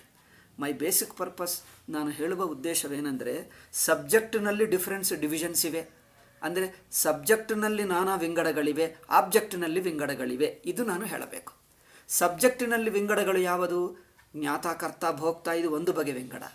ಮತ್ತು ಶ್ರೋತ, ದ್ರಷ್ಟ ಎನ್ನುವುದು ಇನ್ನೊಂದು ಬಗೆ ವಿಂಗಡೆ. ಅಂದರೆ ಇಂದ್ರಿಯಗಳ ಮಟ್ಟದಲ್ಲಿ ಒಂದು ಬಗೆ ವಿಂಗಡ. ಐದು ಜ್ಞಾತಗಳಾಗ್ತಾರೆ. ಶಬ್ದದ ಜ್ಞಾತು, ಸ್ಪರ್ಶದ ಜ್ಞಾತು, ರೂಪದ ಜ್ಞಾತು. ಅಂದರೆ ಶ್ರೋತ, ದ್ರಷ್ಟ, ಸ್ಪೃಷ್ಟ, ಘ್ರಾತ, ರಸಹಿತ ಇತ್ಯಾದಿ ಪಂಚೇಂದ್ರಿಯಗಳಿಂದ ನೋಡುವವನು. ಆ ಜ್ಞಾತ ಒಬ್ಬನೇ ಪಂಚೇಂದ್ರಿಯಗಳಿಂದ ಒಂದೊಂದು ಇಂದ್ರಿಯದಿಂದ ಒಂದೊಂದು ಜ್ಞಾತ ಆಗುತ್ತಾನೆ. ಒಂದೇ ಪ್ರಮಾತೃ 5 ಪ್ರಮಾತೃಗಳಾಗ್ತಾನೆ, 5 ಜ್ಞಾತೃಗಳು. ಅಂದರೆ ಒಂದೇ ಸಬ್ಜೆಕ್ಟು ಎಷ್ಟು ವಿಂಗಡ ಆಗ್ತಾ ಇದೆ ನೋಡಿ. ಇದು ಏಕೆ ಆಗ್ತಾ ಇದೆ ಅಂದರೆ ಇದೆಲ್ಲ ಅಭಿಮಾನಗಳೇ ಕಾರಣ. ಮತ್ತು ದೇಶಕಾಲದಲ್ಲಿಯೂ ಅಷ್ಟೇ. ದೇಶ ಕಾಲ ಏಕೆ ಹುಟ್ಟಿತು ಅಂದರೆ ನೀವು ಒಂದೇ ತಿಳ್ಕೊಂಡು, ಒಂದು ಪೀಸನ್ನೇ ತಿಳ್ಕೊಂಡು, ಅದನ್ನೇ ಕ್ರಮವಾಗಿ ಪೀಸ್ ಬೈ ಪೀಸ್ ಒಂದು ಅಲ್ಪ ವಿಷಯವನ್ನು ತಿಳ್ಕೊಂಡು ಅಲ್ಪವನ್ನೇ 3 ಸಲ 4 ಸಲ ತಿಳಿಯುತ್ತಾ ಇದ್ದರೆ, ಅಂದರೆ a limited knowledge repeated becomes ಕಾಲ. You understand? When you don't repeat it, ಒಂದು ವಸ್ತುವನ್ನು 5 ವಸ್ತುಗಳಿವೆ ನೋಡಿ, 5 ವಸ್ತುಗಳನ್ನು ಒಂದು ನಂತರ ಇನ್ನೊಂದು ತಿಳ್ಕೊಂಡರೆ ಕಾಲ ಹುಟ್ಟಿತು. 5ಅನ್ನು ನೀವು ಒಟ್ಟೆ ತಿಳ್ಕೊಂಡು ಕಾಲ ಮುಗಿಯಿತು ಅಲ್ಲವೇ? ಅಂದರೆ ಒಂದೇ ಅರಿವು ಸೀಕ್ವೆನ್ಸ್ ಏಕೆ ಆಯಿತು, ಕಾಲರೂಪ ಅರಿವು ಏಕೆ ಆಯಿತು ಅಂದರೆ ಸ್ವಲ್ಪ ತಿಳ್ಕೊಂಡು. ಅಂದರೆ you know a part only, another part ಹೀಗೆ ಒಂದೇ ಅಂಶವನ್ನು ತಿಳ್ಕೊಂಡು ಅದ ನಂತರ ಇದಂತ ಅದೇ ಮತ್ತೆ ಇನ್ನು ಸ್ವಲ್ಪ ಅಂದರೆ ಅರಿವನ್ನು ವಿಂಗಡ, ಅಂದರೆ ಯುವರ್ ನೋವರ್ಶಿಪ್ಪನ್ನು ಪಾರ್ಟ್ ಬೈ ಪಾರ್ಟ್ ತಿಳ್ಕೊಳ್ಳುವುದರಿಂದ ನೋವರ್ಗೆ ಒಂದು ಸೀಕ್ವೆನ್ಸ್ ಬಂತಲ್ಲ, ನೋವರ್ಗೆ ಒಂದು ಫೀಲಿಂಗ್ ಆಫ್ ಕ್ರಮ ಬುದ್ಧಿ ಬಂತು. ಓಹೋ, ನಾನು ಒಂದು ನಂತರ ಇನ್ನೊಂದು ತಿಳ್ಕೊಳ್ತಾ ಇದ್ದೀನಿ ಎಂದು ಫೀಲಿಂಗ್ ಬಂತಲ್ಲ, ದೆನ್ ಕಾಲ ಅನುಭವ ಬಂದುಬಿಟ್ಟಿತು ನೋಡಿ. ಅಂದರೆ ಅರಿವನ್ನು ಕ್ರಮವಾಗಿ ತಿಳ್ಕೊಳ್ಳುವುದು ಅಂದರೆ ಕ್ರಮವಾಗಿ ಅರಿವಾಗುವುದು ಎಂದರ್ಥ. ಅಂದರೆ A consciousness becomes A sequential consciousness sequential ಏನು ಅಂದರೆ ಮರ ಅನುಭವ ಹಾಗೇ ಇದೆ, ನಾನೇನು ಮಾಡಲಿ, ಅನುಭವ ಹೇಗಿದೆಯೋ ಹಾಗೆ ಹೇಳ್ತಾ ಇದ್ದೀನಿ ನಾನು. ಅರಿವು ಬಿಕಮಿಂಗ್ ಎ ಕ್ರಮವಾದ ಅರಿವು ಏಕೆ? ಒಟ್ಟರಿವು ಅಂದರೆ ಏನು? ಸಾಕ್ಷಿ. ಕ್ರಮ ಬಿಟ್ಟು ಆಲ್ 5, 6, 10, 100 ಒಟ್ಟೆ ತಿಳ್ಕೊಂಡು ಬಿಟ್ಟರೆ ಕ್ರಮ ಮುಗಿಯಿತು. ತುಂಡಾಗಿ ತಿಳ್ಕೊಂಡರೆ ಕ್ರಮವಾಗಿ ತಿಳಿಯುವುದರಿಂದ ಪ್ರಮಾತೃವು ಒಂದು ಪ್ರಾಸೆಸ್ ಆಗುತ್ತಾನೆ. ಪ್ರಾಸೆಸ್ ಆಗಿಬಿಟ್ಟರೆ ಕಾಲರೂಪ ಅನುಭವ, ಪ್ರಾಸೆಸ್ ಬಿಟ್ಟು ಅರಿವಾದರೆ ಸಾಕ್ಷಿ ಅನುಭವಕ್ಕೆ, ಪ್ರಮಾತೃ ಅನುಭವಕ್ಕೆ. ಸಾಕ್ಷಿ ಅನುಭವಕ್ಕೆ ಸೀಕ್ವೆನ್ಸ್ ಇಲ್ಲ. ಸಾಕ್ಷಿ ಸ್ವಲ್ಪ ಒಂದು ನಂತರ ಇನ್ನೊಂದು ತಿಳ್ಕೊಳ್ತಾ ಇದ್ದರೆ ಪ್ರಮಾತೃವಾಗುತ್ತಾನೆ, ಪ್ರಮಾತೃವು ಪ್ರವಾಹವಾಗುತ್ತಾನೆ, ಸೀಕ್ವೆನ್ಷಿಯಲ್ ಪ್ರಮಾತೃ ಆಗುತ್ತಾನೆ. ಪ್ರಮಾತೃತ್ವ ಲುಕ್ಸ್ ಲೈಕ್ ಎ ಪ್ರಾಸೆಸ್, ಒಂದು ಕ್ರಮವಾಗಿ ತಿಳಿಯುತ್ತಾನೆ. ಅಂದರೇನು? ಕಾಲ ಸಂಬಂಧದ ಅರಿವು ಕಾಲ ಸಂಬಂಧದ ಅರಿವು ಪ್ರಮಾತೃವಾಗುತ್ತಾನೆ. ಅದಕ್ಕೋಸ್ಕರ ಒಂದು ನಂತರ ಇನ್ನೊಂದು ತಿಳ್ಕೊಂಡೆ, ಒಂದು ನಂತರ ಇನ್ನೊಂದು ತಿಳ್ಕೊಂಡುವಾಗ ಹಿಂದೆ ತಿಳ್ಕೊಂಡೆ, ಈಗ ತಿಳ್ಕೊಳ್ತಾ ಇದ್ದೇನೆ, ಮುಂದೆ ತಿಳ್ಕೊಳ್ತೀನಿ. ಇದು ನೋಡಿ, ಪ್ರಮಾತೃವೇ ಮೂರಾಗಿದ್ದಂತೆ ವಿಂಗಡ ಆಗಿಬಿಟ್ಟ ನೋಡಿ. ಪ್ರಮಾತೃ ಅಂದರೆ ಅರಿವನ್ನೇ ತಿಳಿಯುವ ಅರಿವೇ ಮೂರಾಯಿತು ನೋಡಿ. ಸಬ್ಜೆಕ್ಟಿನಲ್ಲಿ ವಿಂಗಡ ಆಗಿದೆ ನೋಡಿ. ಸಬ್ಜೆಕ್ಟಿನಲ್ಲಿ ವಿಂಗಡ ಅಂದರೆ ತಿಳಿಯುವ ಅಂದರೆ ತಿಳ್ಕೊಂಡಿರುವ, I don't how to say that, ನೋವರ್ಕ್ ಏನು ಹೇಳ್ತಾರೋ, ದ ನೋವರ್ ಅರಿವು ಅಂದರೆ ಜ್ಞಾತೃತ್ವ ಅರಿವು ಮೂರಾಗಿತ್ತು ನೋಡಿ. ಅಂದರೆ ಒಂದು ನಂತರ ಒಂದು ತಿಳ್ಕೊಳ್ಳುವಾಗ ನಾನೇ ಹಿಂದೆ ತಿಳ್ಕೊಂಡೆ, ಈಗ ತಿಳ್ಕೊಳ್ತಾ ಇದ್ದೀನಿ, ನಂತರ ತಿಳ್ಕೊಂಡೆ, ಹಿಂದಿನ ಜ್ಞಾತ ನಾನು, ಇವತ್ತಿನ ಜ್ಞಾತ ನಾನು, ನಿನ್ನೆ ನಾನೇ ತಿಳ್ಕೊಂಡೆ, ಇವತ್ತು ನಾನೇ ತಿಳ್ಕೊಳ್ತಾ ಇದ್ದೀನಿ, ನಾನೇ ತಿಳ್ಕೊಳ್ತೀನಿ. ತಿಳ್ಕೊಳ್ಳುವ ನನ್ನನ್ನು ಪ್ರಮಾತೃವನ್ನು ಮೂರಾಗಿ ಮಾಡ್ಕೊಂಡನ. ತಿಳ್ಕೊಳ್ಳುವ ನನ್ನನ್ನು ಮೂರು ಮಾಡುವುದೇನಪ್ಪ, ಮಾಡಿದ ಇನ್ನೇನು, ಅನುಭವದಲ್ಲಿ ಹಾಗೆ ಅನಿಸುತ್ತಾ ಇದೆ.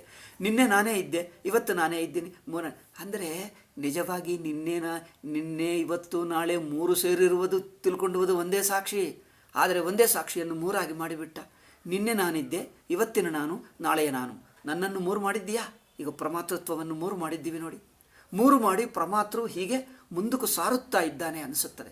ಪ್ರಮಾತೃ ಈಸ್ ಮೂವಿಂಗ್ ಆನ್ ಅನಿಸುತ್ತಾ ಇದೆ. ಅಂದರೆ ಪ್ರಮಾತೃವನ್ನು ಒಂದು ಕಾಲರೂಪ ಅನುಭವದಲ್ಲಿ ಸೀಕ್ವೆನ್ಷಿಯಲ್ ಪ್ರಾಸೆಸ್ ರೂಪವಾಗಿ I am going on, moving on ಎಂದು ರೂಪವಾಗಿ ನೋಡುವುದು, ಪ್ರಮಾತೃತ್ವವನ್ನು ಕಾಲರೂಪವಾಗಿ ನೋಡುವುದು ಆಯಿತು. ಈ ಕಾಲರೂಪವಾಗಿ ನೋಡುವುದೇ ಪ್ರಮಾತೃ. ಏಕೆ? ಪ್ರಮಾತೃ ಸ್ವಲ್ಪ ನೋಡ್ತಾನೆ, ಸೀಕ್ವೆನ್ಷಿಯಲ್ ಆಗಿ ನೋಡ್ತಾನೆ. ಅಂದರೆ ಸಬ್ಜೆಕ್ಟ್ನಲ್ಲಿ ವಿಂಗಡ ಹೇಳ್ತಾ ಇದ್ದೇನೆ ನಾನು. ಇದು ಒಂದೇ ಸಾಕ್ಷಿ. ಮೊದಲು ವೈಶ್ವಾನರ ಅಂದರೆ ಎಚ್ಚರ ಅರಿವು, ಕನಸಿನ ಅರಿವು, ಸುಷುಪ್ತಿ ಅರಿವು ಎಂದು ಮೂರು ಅವಸ್ಥಾ ಅರಿವಾಗುತ್ತಾನೆ, ಮೂರು ಅವಸ್ಥೆಗಳು ಆಗುತ್ತಾನೆ. ಈಗ ಮೂರು ಅವಸ್ಥೆಗಳ ಇದು ಸವಿಶೇಷ, ಮೂರು ವಿಶೇಷಗಳು. ಈಗ ಎಚ್ಚರದಲ್ಲಿ ನೋಡಿ ಪ್ರಮಾತೃವಾಗುತ್ತಾನೆ. ಈ ಪ್ರಮಾತೃ ವಿಷಯ ತಿಳ್ಕೊಂಡರೆ ಪ್ರಮಾತೃ, ಕರ್ಮ ತಿಳ್ಕೊಂಡರೆ ಕರ್ತೃ, ಭೋಗಗಳು ತಿಳ್ಕೊಂಡರೆ ಭೋಕ್ತೃ, ಒಂದು ವಿಂಗಡ. ಕ್ರಮವಾಗಿ ತಿಳ್ಕೊಂಡರೆ ಕಾಲ ಅನುಭವ ಪ್ರಮಾತೃ, ಅಂದರೆ ಕಾಲದಲ್ಲಿ ಸಾರುತ್ತಿರುವ ಪ್ರಮಾತೃ. ದೇಶವು ಪಕ್ಕದಲ್ಲಿ ನೋಡುತ್ತಾ ಇದ್ದರೆ ಸ್ವಲ್ಪ ತಿಳ್ಕೊಂಡೆ, ಇನ್ನು ಸ್ವಲ್ಪ ತಿಳ್ಕೊಂಡೆ ಅಂದರೆ ಇದು ವ್ಯಾಪಕತವು ಅಂದರೆ ವಿಸ್ತರಣ ಅಥವಾ ವ್ಯಾಪಕತವು ಒಂದಕ್ಕಿಂತ ಇನ್ನೊಂದು ಹೆಚ್ಚೆಚ್ಚು ವ್ಯಾಪಕತ, ಹೆಚ್ಚು ಕಡಿಮೆ ಎಂದು ವ್ಯಾಪಕತ ಹೆಚ್ಚು ಕಡಿಮೆ ನೋಡಿದ್ದರೆ ದೇಶ ಅಲ್ಲವೇ? ಒಂದು ನಂತರ ಇನ್ನೊಂದೊಂದು ಕ್ರಮ ನೋಡಿದ್ದರೆ ಅರಿವೇ ತಿಳ್ಕೊಳ್ಳುವ ಅರಿವು, ಅಂದರೆ ಪ್ರಮಾತೃವಿನ ಅರಿವು. ಪ್ರಮಾತೃವು ಒಂದು ಕ್ರಮವಾಗಿ ತಿಳ್ಕೊಂಡವನಾದರೆ ಸಾರುತ್ತಾ ಇದ್ದಾನೆ ಅನಿಸುತ್ತದೆ, ಅಥವಾ ವ್ಯಾಪಕವಾಗುತ್ತಾನೆ ಎಂದು ಸ್ಪೇಸ್ ಅನಿಸುತ್ತದೆ. ಈ ಎರಡು ಸ್ಪೇಷಲ್ ಅಂದರೆ ಕಾಲದ ರೂಪ ಅರಿವು, ಆ ದೇಶದ ರೂಪ ಅರಿವು. ಇದು ಸಬ್ಜೆಕ್ಟ್ ಸೈಡ್ ವಿಂಗಡ ಆಗುತ್ತಾ ಇದೆ.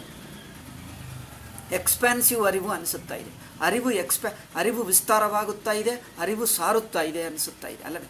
ನಮಗೆ ಜನರಿಗೆ ಅನಿಸುತ್ತಾ ಇದೆ ಕಾಲ ನಡೆಯುತ್ತಾ ಇದೆ, ಕಾಲ ಕಲಿಯುತ್ತಾ ಇದೆ, ಸಾರುತ್ತಾ ಇದೆ ಅನಿಸುತ್ತಾ ಇದೆ ನೋಡಿ. ಅಂದ್ರೇನು? ಪ್ರಮಾತೃವು ಕಾಲಕ್ಕೆ ಅಂಟಿಸಿಕೊಂಡು, ಕಾಲಕ್ಕೆ ಅಧ್ಯಾರೋಪ ಮಾಡಿಕೊಂಡು ಪ್ರಮಾತೃವು ತನ್ನನ್ನು ನೋಡ್ತಾ ಇದ್ದೇನೆ. ನಾವು ಪ್ರಪಂಚ ಎಷ್ಟೋ ದಿವಸದಿಂದ ನೋಡ್ತಾ ಇದ್ದೀನಿ, ನನಗಿಷ್ಟು ವಯಸ್ಸು ಬಂತು, ನೀವು ಹುಟ್ಟಕ್ಕೆ ಮುಂಚೆ ನಾನು ನೋಡಿದ್ದೀನಿ, ನಾನು 10-20 ವರ್ಷದಿಂದ 30 ವರ್ಷದಿಂದ ನೋಡ್ತಾ ಇದ್ದೀನಿ. ಅಂದರೆ ಅರ್ಥವೇನು? ಆ ಕ್ರಮಬುದ್ಧಿಯನ್ನು ಪ್ರಮಾತೃವಿಗೆ ಅಂಟಿಸಿ ಪ್ರಮಾತೃವು ಕಾಲದಲ್ಲಿ ಬರುತ್ತಾ ಇದ್ದಾನೆ ಅನಿಸುತ್ತಾ ಇದೆ ಅಲ್ಲವೇ? ಅಂದರೆ ಸಬ್ಜೆಕ್ಟಿನಲ್ಲಿ ಎಷ್ಟು ವಿಂಗಡ ಮಾಡಿದ ನೋಡಿ. ಕಾಲದ ವಿಂಗಡದಿಂದ ಸಬ್ಜೆಕ್ಟು, ದೇಶದ ವಿಂಗಡದಿಂದ ಸಬ್ಜೆಕ್ಟ್. ಈಗ ವಸ್ತುವಿನ ವಿಂಗಡ ಏನು? ಸಬ್ಜೆಕ್ಟ್ ಆಬ್ಜೆಕ್ಟ್ ಎರಡೇ. ಇದನ್ನು ನಾನು ತಿಳ್ಕೊಳ್ತಾ ಇದ್ದೀನಿ ಎಂದು ವಸ್ತುವಿನ ವಿಂಗಡ ಮೊದಲು ಒಟ್ಟು ವಸ್ತುವನ್ನು ನೋಡಿದ್ದರೆ ಒಂದೇ ವಿಂಗಡ, ಸಬ್ಜೆಕ್ಟ್ ಆಬ್ಜೆಕ್ಟ್. ಇನ್ನು ಡೀಟೇಲ್ಗೆ ಹೋಗಬೇಕಾದರೆ ಒಂದೊಂದು ಇಂದ್ರಿಯ ಹಿಡ್ಕೊಳ್ಳಬೇಕು. ನೀವು ಒಂದೊಂದು ಇಂದ್ರಿಯ ಹಿಡ್ಕೊಂಡರೆ ಅದೇ ಪ್ರಪಂಚ, ಒಟ್ಟಾಗಿ ನೋಡಿರುವ ಪ್ರಪಂಚ 5 ಆಗುತ್ತದೆ.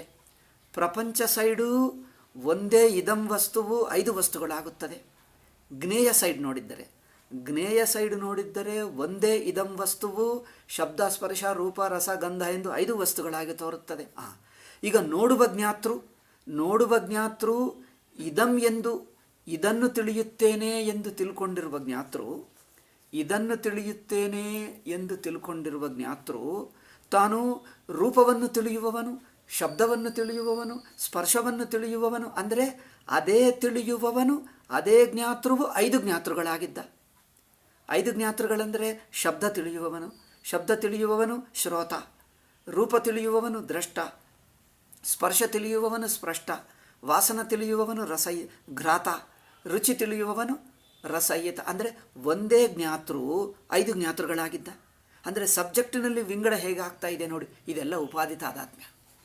ಈಗ 5 ಇಂದ್ರಿಯಗಳ ಉಪಾಧಿ ತಾದಾತ್ಮ್ಯ ಬಿಟ್ಟರೆ ಮನಸ್ಸು ಹಂತಕ್ಕೆ ಬರುತ್ತಾನೆ.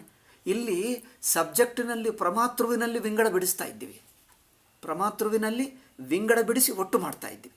5 ಇಂದ್ರಿಯಗಳಲ್ಲಿ ಒಂದೇ ಅರಿವು. ಏಕೆ? ಪ್ರತ್ಯಕ್ಷ, ಎ ಜನರಲ್ ಅರಿವು. ಪ್ರತ್ಯಕ್ಷ ಅಂದರೆ ಏನು? ಪರ್ಸೀವರ್. ಇಂಗ್ಲೀಷ್ನಲ್ಲಿ ಒಂದು ಒಳ್ಳೆಯ ಎಕ್ಸ್ಪ್ರೆಷನ್ ಇದೆ, ಪರ್ಸೀವರ್. ಪರ್ಸೀವರ್ ಅಂದರೆ ಪಂಚೇಂದ್ರಿಯಗಳು ಸೇರಿಸಿ ಒಟ್ಟು ಒಂದೇ ಜ್ಞಾತ ಹೇಳಿದ್ದೀವಿ. Thinker, feeler ಎಂದಿಸಿ. ಪರ್ಸೀವರ್ ಅಂದರೆ ಏನು? ಆಲ್ ಪಂಚೇಂದ್ರಿಯಗಳು ಸೇರಿಸಿ ಒಟ್ಟು ಅರಿವು ಅಂದರೆ ಪ್ರತ್ಯಕ್ಷ ಜ್ಞಾತ. ಪ್ರತ್ಯಕ್ಷ ಅಂದರೆ ಯಾವ ಡೀಟೇಲು? ರೂಪ ಪ್ರತ್ಯಕ್ಷವ, ಶಬ್ದ ಪ್ರತ್ಯಕ್ಷವ, ವಿಂಗಡಕ್ಕೆ ಹೋಗ್ತಾ ಇಲ್ಲ. ಆಲ್ ಪಂಚೇಂದ್ರಿಯಗಳ ಪ್ರತ್ಯಕ್ಷ ಒಂದೇ. ಅಂದರೆ ಇಂದ್ರಿಯ ದ್ರಷ್ಟ, ಆಲ್ ಪಂಚೇಂದ್ರಿಯ ದ್ರಷ್ಟ. ಈಗ ಅದಕ್ಕಿಂತ ಒಳಗೆ ನೋಡಿದ್ದರೆ ಫೀಲರ್ ಅಂದರೆ ಏನು? ಮಂತ ಅಂದರೆ ಏನು? ಒಟ್ಟು ಮನಸ್ಸಿನಿಂದ ಫೀಲಿಂಗ್ಸ್ ಅಂದರೆ ಸುಖ ದುಃಖಗಳು ಯು ಫೀಲ್ ದೆಮ್. ಮತ್ತು ಕಾಲವು ಯು ಕ್ಯಾನ್ ಸೇ ದಟ್. ಅಥವಾ ಜ್ಞಾತ ಅಂದರೆ ಏನು? ಆಲ್ ಥಾಟ್ಸ್, ಆಲ್ ಥಿಂಗ್ಸ್ ಎಲ್ಲವನ್ನು ತಿಳಿಯುವ. ಹೀಗೆ ಇನ್ನು ಒಂದೇ ಪ್ರಮಾತೃವನ್ನು ಆಯಾ ಉಪಾಧಿಗಳು, ಅಂತಃಕರಣ ಉಪಾಧಿ, ದೇಶ ಉಪಾಧಿ, ಕಾಲ ಉಪಾಧಿ, ಮನಸ್ಸಿನ ಫೀಲಿಂಗ್ ಉಪಾಧಿ, ಇಂದ್ರಿಯಗಳ ಉಪಾಧಿ. ಅಂದರೆ ಸಬ್ಜೆಕ್ಟ್ನಲ್ಲಿ ಎಷ್ಟೆಷ್ಟು ಉಪಾಧಿಗಳನ್ನು ಸೇರಿಸ್ತಾ ಇದ್ದೀವೋ ಸಬ್ಜೆಕ್ಟ್ ರೂಪ ಪ್ರಮಾತೃ ಇನ್ನೂ ವಿಂಗಡ ಹೊಂದುತ್ತಾ ಇದ್ದಾನೆ. ಹಾಗೆ ವಿಷಯ ನೋಡಿ, ವಿಷಯವು ಹಾಗೆ, ವಿಷಯವನ್ನು ಹಾಗೆ ಒಟ್ಟು ಪ್ರಪಂಚ ಏನು? ಒಟ್ಟು ಅವಸ್ಥೆ ಹೇಳಿದ್ದೀವಿ. ಒಟ್ಟು ಅವಸ್ಥೆಯನ್ನು 3 ಅವಸ್ಥೆಗಳು ಎಂದು ವಿಂಗಡ ಮಾಡಿದ್ದೇವೆ. ಈಗ ವಿಷಯ ಸೈಡ್ ನೋಡಿ, ಸಬ್ಜೆಕ್ಟ್ ಸೈಡ್ ವಿಂಗಡ ಬಿಟ್ಟು ಆಬ್ಜೆಕ್ಟ್ ಸೈಡ್ ವಿಂಗಡ ಮಾಡ್ತಾ ಇದ್ದೀವಿ. ಆಬ್ಜೆಕ್ಟು ಒಟ್ಟು ಜ್ಞೇಯ ತೆಗೆದುಬಿಟ್ಟು 3 ಅವಸ್ಥೆಗಳನ್ನು ಮಾಡಿದ್ದೇವೆ. 3 ಅವಸ್ಥೆ ಅಂದರೆ ಏನು? ಸ್ಥೂಲ ಪ್ರಪಂಚ, ಸೂಕ್ಷ್ಮ ಪ್ರಪಂಚ, ದೆನ್ ನೋ ಪ್ರಪಂಚ. ಸ್ಥೂಲ ಪ್ರಪಂಚ ಎಚ್ಚರದಲ್ಲಿ, ಸ್ಥೂಲ ಅವಸ್ಥಾ, ಸೂಕ್ಷ್ಮ ಅವಸ್ಥಾ, ಅವಸ್ಥಾರಹಿತ ಅಂದರೆ ಅವ್ಯಕ್ತ ಅವಸ್ಥಾ. ಸ್ಥೂಲಾವಸ್ಥಾ ಮೊದಲು ಜ್ಞೇಯ ಪದಾರ್ಥವನ್ನು ಅಂದರೆ ಆಬ್ಜೆಕ್ಟ್ ಸೈಡು ಅವಸ್ಥಾ ಎಂದಿಟ್ಕೊಂಡು, ಆಬ್ಜೆಕ್ಟ್ ಸೈಡು ಅವಸ್ಥಾ ಆಗುತ್ತದೆ, ಅವಸ್ಥೆ ಒಳಗೆ ಪ್ರಪಂಚ ಆಗುತ್ತದೆ. ಮೊದಲು ಸ್ಥೂಲ ಪ್ರಪಂಚ ಏನಾಗುತ್ತದೆ? ಸ್ಥೂಲ ಪ್ರಪಂಚವನ್ನು ಇದಂ, ಹೋಲ್ ಪ್ರಪಂಚ ಇದಂ ಎಂದು ಒಂದು. ಈ ಒಂದೇ ಇದಮ್ಮನ್ನು ಫರ್ದರ್ ವಿಂಗಡ ಬಗೆ ವಿಂಗಡ ಮಾಡಬಹುದು. ಒಂದೇನೆಂದರೆ ಪಂಚಭೂತಗಳು ಎಂದು ಒಂದು ವಿಂಗಡ, ತ್ರಿಗುಣಗಳು ಎಂದು ಇನ್ನೊಂದು ವಿಂಗಡಗಳು ತಮ್ಮ ಪದ್ಧತಿ ಹೇಗಾದರೂ ಮಾಡಬಹುದು. ಅಂದರೆ ಏನು? ಒಂದು ಸ್ಥೂಲ ಸೂಕ್ಷ್ಮ ಎಂದು ಒಂದು ವಿಂಗಡ, ರೂಪ ಅರೂಪ ಎಂದು ಇನ್ನೊಂದು ವಿಂಗಡ. ಅಂದರೆ ರೂಪ ಅರೂಪ ಹೇಳಲ್ಲ. ರೂಪ ಅರೂಪ ಅಂದರೆ ಏನಂದರೆ ಆಬ್ಸ್ಟ್ರಾಕ್ಟ್ ಕಾಂಕ್ರೀಟ್ ಎಂದರ್ಥ. ಆಬ್ಸ್ಟ್ರಾಕ್ಟ್ ಕಾಂಕ್ರೀಟ್ ಅಂದರೆ ರೂಪ ಕಂಡು ಬಂದರೆ ಕಾಂಕ್ರೀಟು, ರೂಪರಹಿತವಾದರೆ ಲೈಕ್ ವಾಯುವಿಗೆ ರೂಪ ಇಲ್ಲ, ವಾಯುವಿಗೆ ಫಾರ್ಮ್ ಇಲ್ಲ, ಬಟ್ ಅನುಭವದಲ್ಲಿದೆ. ಆಕಾಶ ವಾಯುವಿಗೆ ಅರೂಪಕ್ಕೇನು ಹೇಳ್ತೀವಿ? ಆಬ್ಸ್ಟ್ರಾಕ್ಟ್. ಇದೇನೋ ಕಾಂಕ್ರೀಟ್. ಹೀಗೆ ಜ್ಞೇಯ ಪ್ರಪಂಚವನ್ನು ಎಷ್ಟು ಬಗೆ ಆದರೂ ವಿಂಗಡ ಮಾಡ್ಕೊ, ನಿಮ್ಮ ಇಷ್ಟ. ಹೇಗಾದರೂ ಅಲ್ಟಿಮೇಟ್ಲಿ ಸ್ಥೂಲ ಪ್ರಪಂಚ ನೋಡುವುದು ನಾವು ಪ್ರಮಾತೃವು ಒಟ್ಟು ಅವಸ್ಥಾ ವೈಶ್ವಾನರವಾಗಿ ನೋಡಿದ್ದರೆ ಒಟ್ಟು ಅವಸ್ಥಾಗಿ ನೋಡ್ತಾನೆ. ಮನಸ್ಸಿನ ಹಂತಕ್ಕೆ ಬಂದರೆ ಜ್ಞಾನ, ಕರ್ಮ, ಭೋಗ ಎಂದು 3 ವಿಂಗಡ ಮಾಡ್ತಾನೆ. ತಾನು ಜ್ಞಾತೃ, ಕರ್ತೃ, ಭೋಕ್ತೃವಾಗಿ ತಾನು ವಿಂಗಡವಾದರೆ ನೋಡಲ್ಪಡುವ ಪ್ರಪಂಚವನ್ನು ವಸ್ತುವು ಅನೇನು ಪದಾರ್ಥ, ಕರ್ಮ, ಅನುಭವ ಎಂದು ವಿಂಗಡ ಮಾಡ್ತಾನೆ. ಪದಾರ್ಥ, ಕರ್ಮ, ಅನುಭವ. ತನ್ನನ್ನು ಜ್ಞಾತೃ, ಕರ್ತೃ, ಭೋಕ್ತೃ ಎಂದು ವಿಂಗಡ ಮಾಡಿಕೊಂಡರೆ ನೋಡಲ್ಪಡುವ ವಸ್ತುವನ್ನು ಪದಾರ್ಥ, ಮೂವ್ಮೆಂಟ್ ಆ್ಯಂಡ್ ಎಕ್ಸ್ಪೀರಿಯನ್ಸ್ ಎಂದು ವಿಂಗಡ ಮಾಡ್ತಾನೆ. ಪದಾರ್ಥ ಇಸ್ ಎ ಸಬ್ಸ್ಟೆನ್ಸು. ಕ್ರಿಯೆ ಎನ್ನುವುದೇನು? ಕ್ರಿಯೆ ಎನ್ನುವುದು ಮೂವ್ಮೆಂಟುಗಳು, ಚಲನಗಳು. ಪದಾರ್ಥಗಳ ಚಲನಗಳು, ಪದಾರ್ಥಗಳ ರಿಲೇಷನ್ಗಳು ಅಂದರೆ ಕಾಲ. ಮೊದಲು ಜ್ಞಾತೃವಾಗಿ ಪದಾರ್ಥ ನೋಡ್ತಾನೆ, ಕರ್ತೃವಾಗಿ ಪದಾರ್ಥಗಳ ಸಂಬಂಧಗಳು, ರಿಲೇಷನ್ಸ್ಗಳು, ಚಲನಗಳು ನೋಡ್ತಾನೆ, ಭೋಕ್ತೃವಾಗಿ ಅನುಭವವನ್ನು ನೋಡ್ತಾನೆ. ಅಂದರೆ ಏನು? ಜ್ಞೇಯವನ್ನು 3 ವಿಂಗಡ ಮಾಡಿದ: ಪದಾರ್ಥ, ಕರ್ಮ ಮತ್ತು ಅನುಭವ. ಅದನ್ನು ಇನ್ನೂ ಫರ್ದರ್ ವಿಂಗಡ ಮಾಡಿದ್ದರೆ ಈಗ ನಾನಾತ್ವ ಇದೆ, ಅನೇಕ ಪದಾರ್ಥಗಳು. ಅದೇನಿದೆ, ಸ್ಥೂಲ ಪದಾರ್ಥ, ದ್ರವ ಪದಾರ್ಥ, ವಾಯು ಪದಾರ್ಥ, ಘನ ಪದಾರ್ಥ, ದ್ರವ ಪದಾರ್ಥ, ವಾಯು ಪದಾರ್ಥ, ಸಾಲಿಡ್, ಲಿಕ್ವಿಡ್ ಆ್ಯಂಡ್ ಏನು ಏರ್ ಎಂದು ಈಗ ಬಗೆ ಬಗೆ ಎಷ್ಟಾದರೂ ವಿಂಗಡ ಮಾಡ್ಕೊ. ಆಲ್ ದಿಸ್ ಈಸ್ ಜ್ಞೇಯ ಪದಾರ್ಥದಲ್ಲಿ ವಿಂಗಡ. ಈಗ ಇಲ್ಲಿ ಜ್ಞೇಯ ಪದಾರ್ಥ ವಿಂಗಡಗಳೆಲ್ಲ ಒಟ್ಟಿಗೆ ಸೇರಿಸುವುದು. ಈಗ ಜ್ಞಾತೃವಿನಲ್ಲಿರುವಂಥ ವಿಂಗಡಗಳು ಎಲ್ಲ ಸೇರಿಸಿ ಸೇರಿಸಿ ಸೇರಿಸಿ ಅಲ್ಟಿಮೇಟು ಒಂದು ವೈಶ್ವಾನರ ಜ್ಞಾತೃವಿಗೆ ಬಾ. ವೈಶ್ವಾನರನನ್ನೇ ತೇಜಸ್ಸ ಎಂದು ತಿಳ್ಕೊ, ತೇಜಸ್ಸನ್ನೇ ಪ್ರಾಜ್ಞ ಎಂದು ತಿಳ್ಕೊ. ಹಾಗೆ ಯಾವ ಜ್ಞಾತೃವಿಲ್ಲ, ಸ್ವತಃ ಸಿದ್ಧ ಅರಿವು ಎಂದು. ಸಬ್ಜೆಕ್ಟ್ ಸೈಡು ಪ್ರಮಾತೃವನ್ನು ಹೀಗೆ ಬಿಡಿಸಿ ಬಿಡಿಸಿ ಬಿಡಿಸಿ ಅರಿವಾಗ ತಿಳ್ಕೊ, ಪ್ರಮೇಯವನ್ನು ಬಿಡಿಸಿ ಬಿಡಿಸಿ ಅರಿವಾಗ ತಿಳ್ಕೊ. ನಾವಿಷ್ಟೊತ್ತು ಪ್ರಮಾತೃವನ್ನು ಬಿಡಿಸಿ ಅರಿವಾಗ ತಿಳ್ಕೊಂಡಿದ್ದೀವಿ. ಪ್ರಮೇಯವನ್ನು ಬಿಡಿಸುವುದು ಹೇಗೆ? ಅದನ್ನು ಪಂಚಭೂತಗಳಾಗಿ ಮೊದಲು ಹೇಳಿ, ಪಂಚಭೂತಗಳನ್ನು ಒಟ್ಟಾಗಿ ವಾಚಾರಂಭಣಂ ಎಂದು ಹೇಳುತ್ತಾರೆ. ನಾನು ಇಷ್ಟೆಲ್ಲ ಹೇಳಿದ್ದು ವಾಚಾರಂಭಣಕ್ಕೆ ಇಂಟ್ರೊಡಕ್ಷನ್. ಈಗ ಈ ವಾಚಾರಂಭಣ ವಾಕ್ಯ ಹೇಳಬೇಕು. ಈಗ ಟೈಮ್ ಆಯ್ತದೆ, ನಾಳೆ ಹೇಳೋಣ. ಅಂದರೆ ಒಟ್ಟು ಪ್ರಪಂಚವನ್ನು ವಾಚಾರಂಭಣಕ್ಕೆ ರೆಡ್ಯೂಸ್ ಮಾಡಬೇಕು. Whole world will be reduced to ವಾಚಾರಂಭಣ. ಅಂದರೆ ಜ್ಞೇಯ ಪದಾರ್ಥ ಡೀಟೇಲ್ ಇರುತ್ತದಲ್ಲ, ಆ ಡೀಟೇಲ್ ಜ್ಞೇಯ ಪದಾರ್ಥವೆಲ್ಲ ವಾಚಾರಂಭಣಕ್ಕೆ ರೆಡ್ಯೂಸ್ ಮಾಡಿಬಿಟ್ಟರೆ ಹೋಲ್ ಥಿಂಗ್ ತನ್ನ ಅರಿವೇ ಎಂದು ಲಾಸ್ಟ್ ಸ್ಟೆಪ್ಪಕ್ಕೂ ಅದು ತಾನೇ ಅರಿವಿನ ರೂಪ ಎಂದು ಗೊತ್ತಾಗ್ತದೆ. ಅದಕ್ಕೆ ಮೊದಲು ಈಗ ಜ್ಞೇಯ ಪ್ರಪಂಚವನ್ನು ವಾಚಾರಂಭಣಕ್ಕೆ ಹೇಗೆ ರೆಡ್ಯೂಸ್ ಮಾಡುವುದು, ಇದು ಕೇವಲ ವಾಚಾರಂಭಣ ಹೇಗೆ ಪ್ರಪಂಚ, ಇದು ಸ್ವಲ್ಪ ವಿಚಾರ ಮಾಡಬೇಕು. ಇದು ನಾಳೆ ಮಾಡೋಣ. ನಾಳೆ ಮಾಡೋಣ. ಓಂ ಶಾಂತಿ ಶಾಂತಿ ಶಾಂತಿ. ಹರಿ ಓಂ ಶ್ರೀ ಗುರುಭ್ಯೋ ನಮಃ. ಹರಿ ಓಂ ತತ್ಸತ್.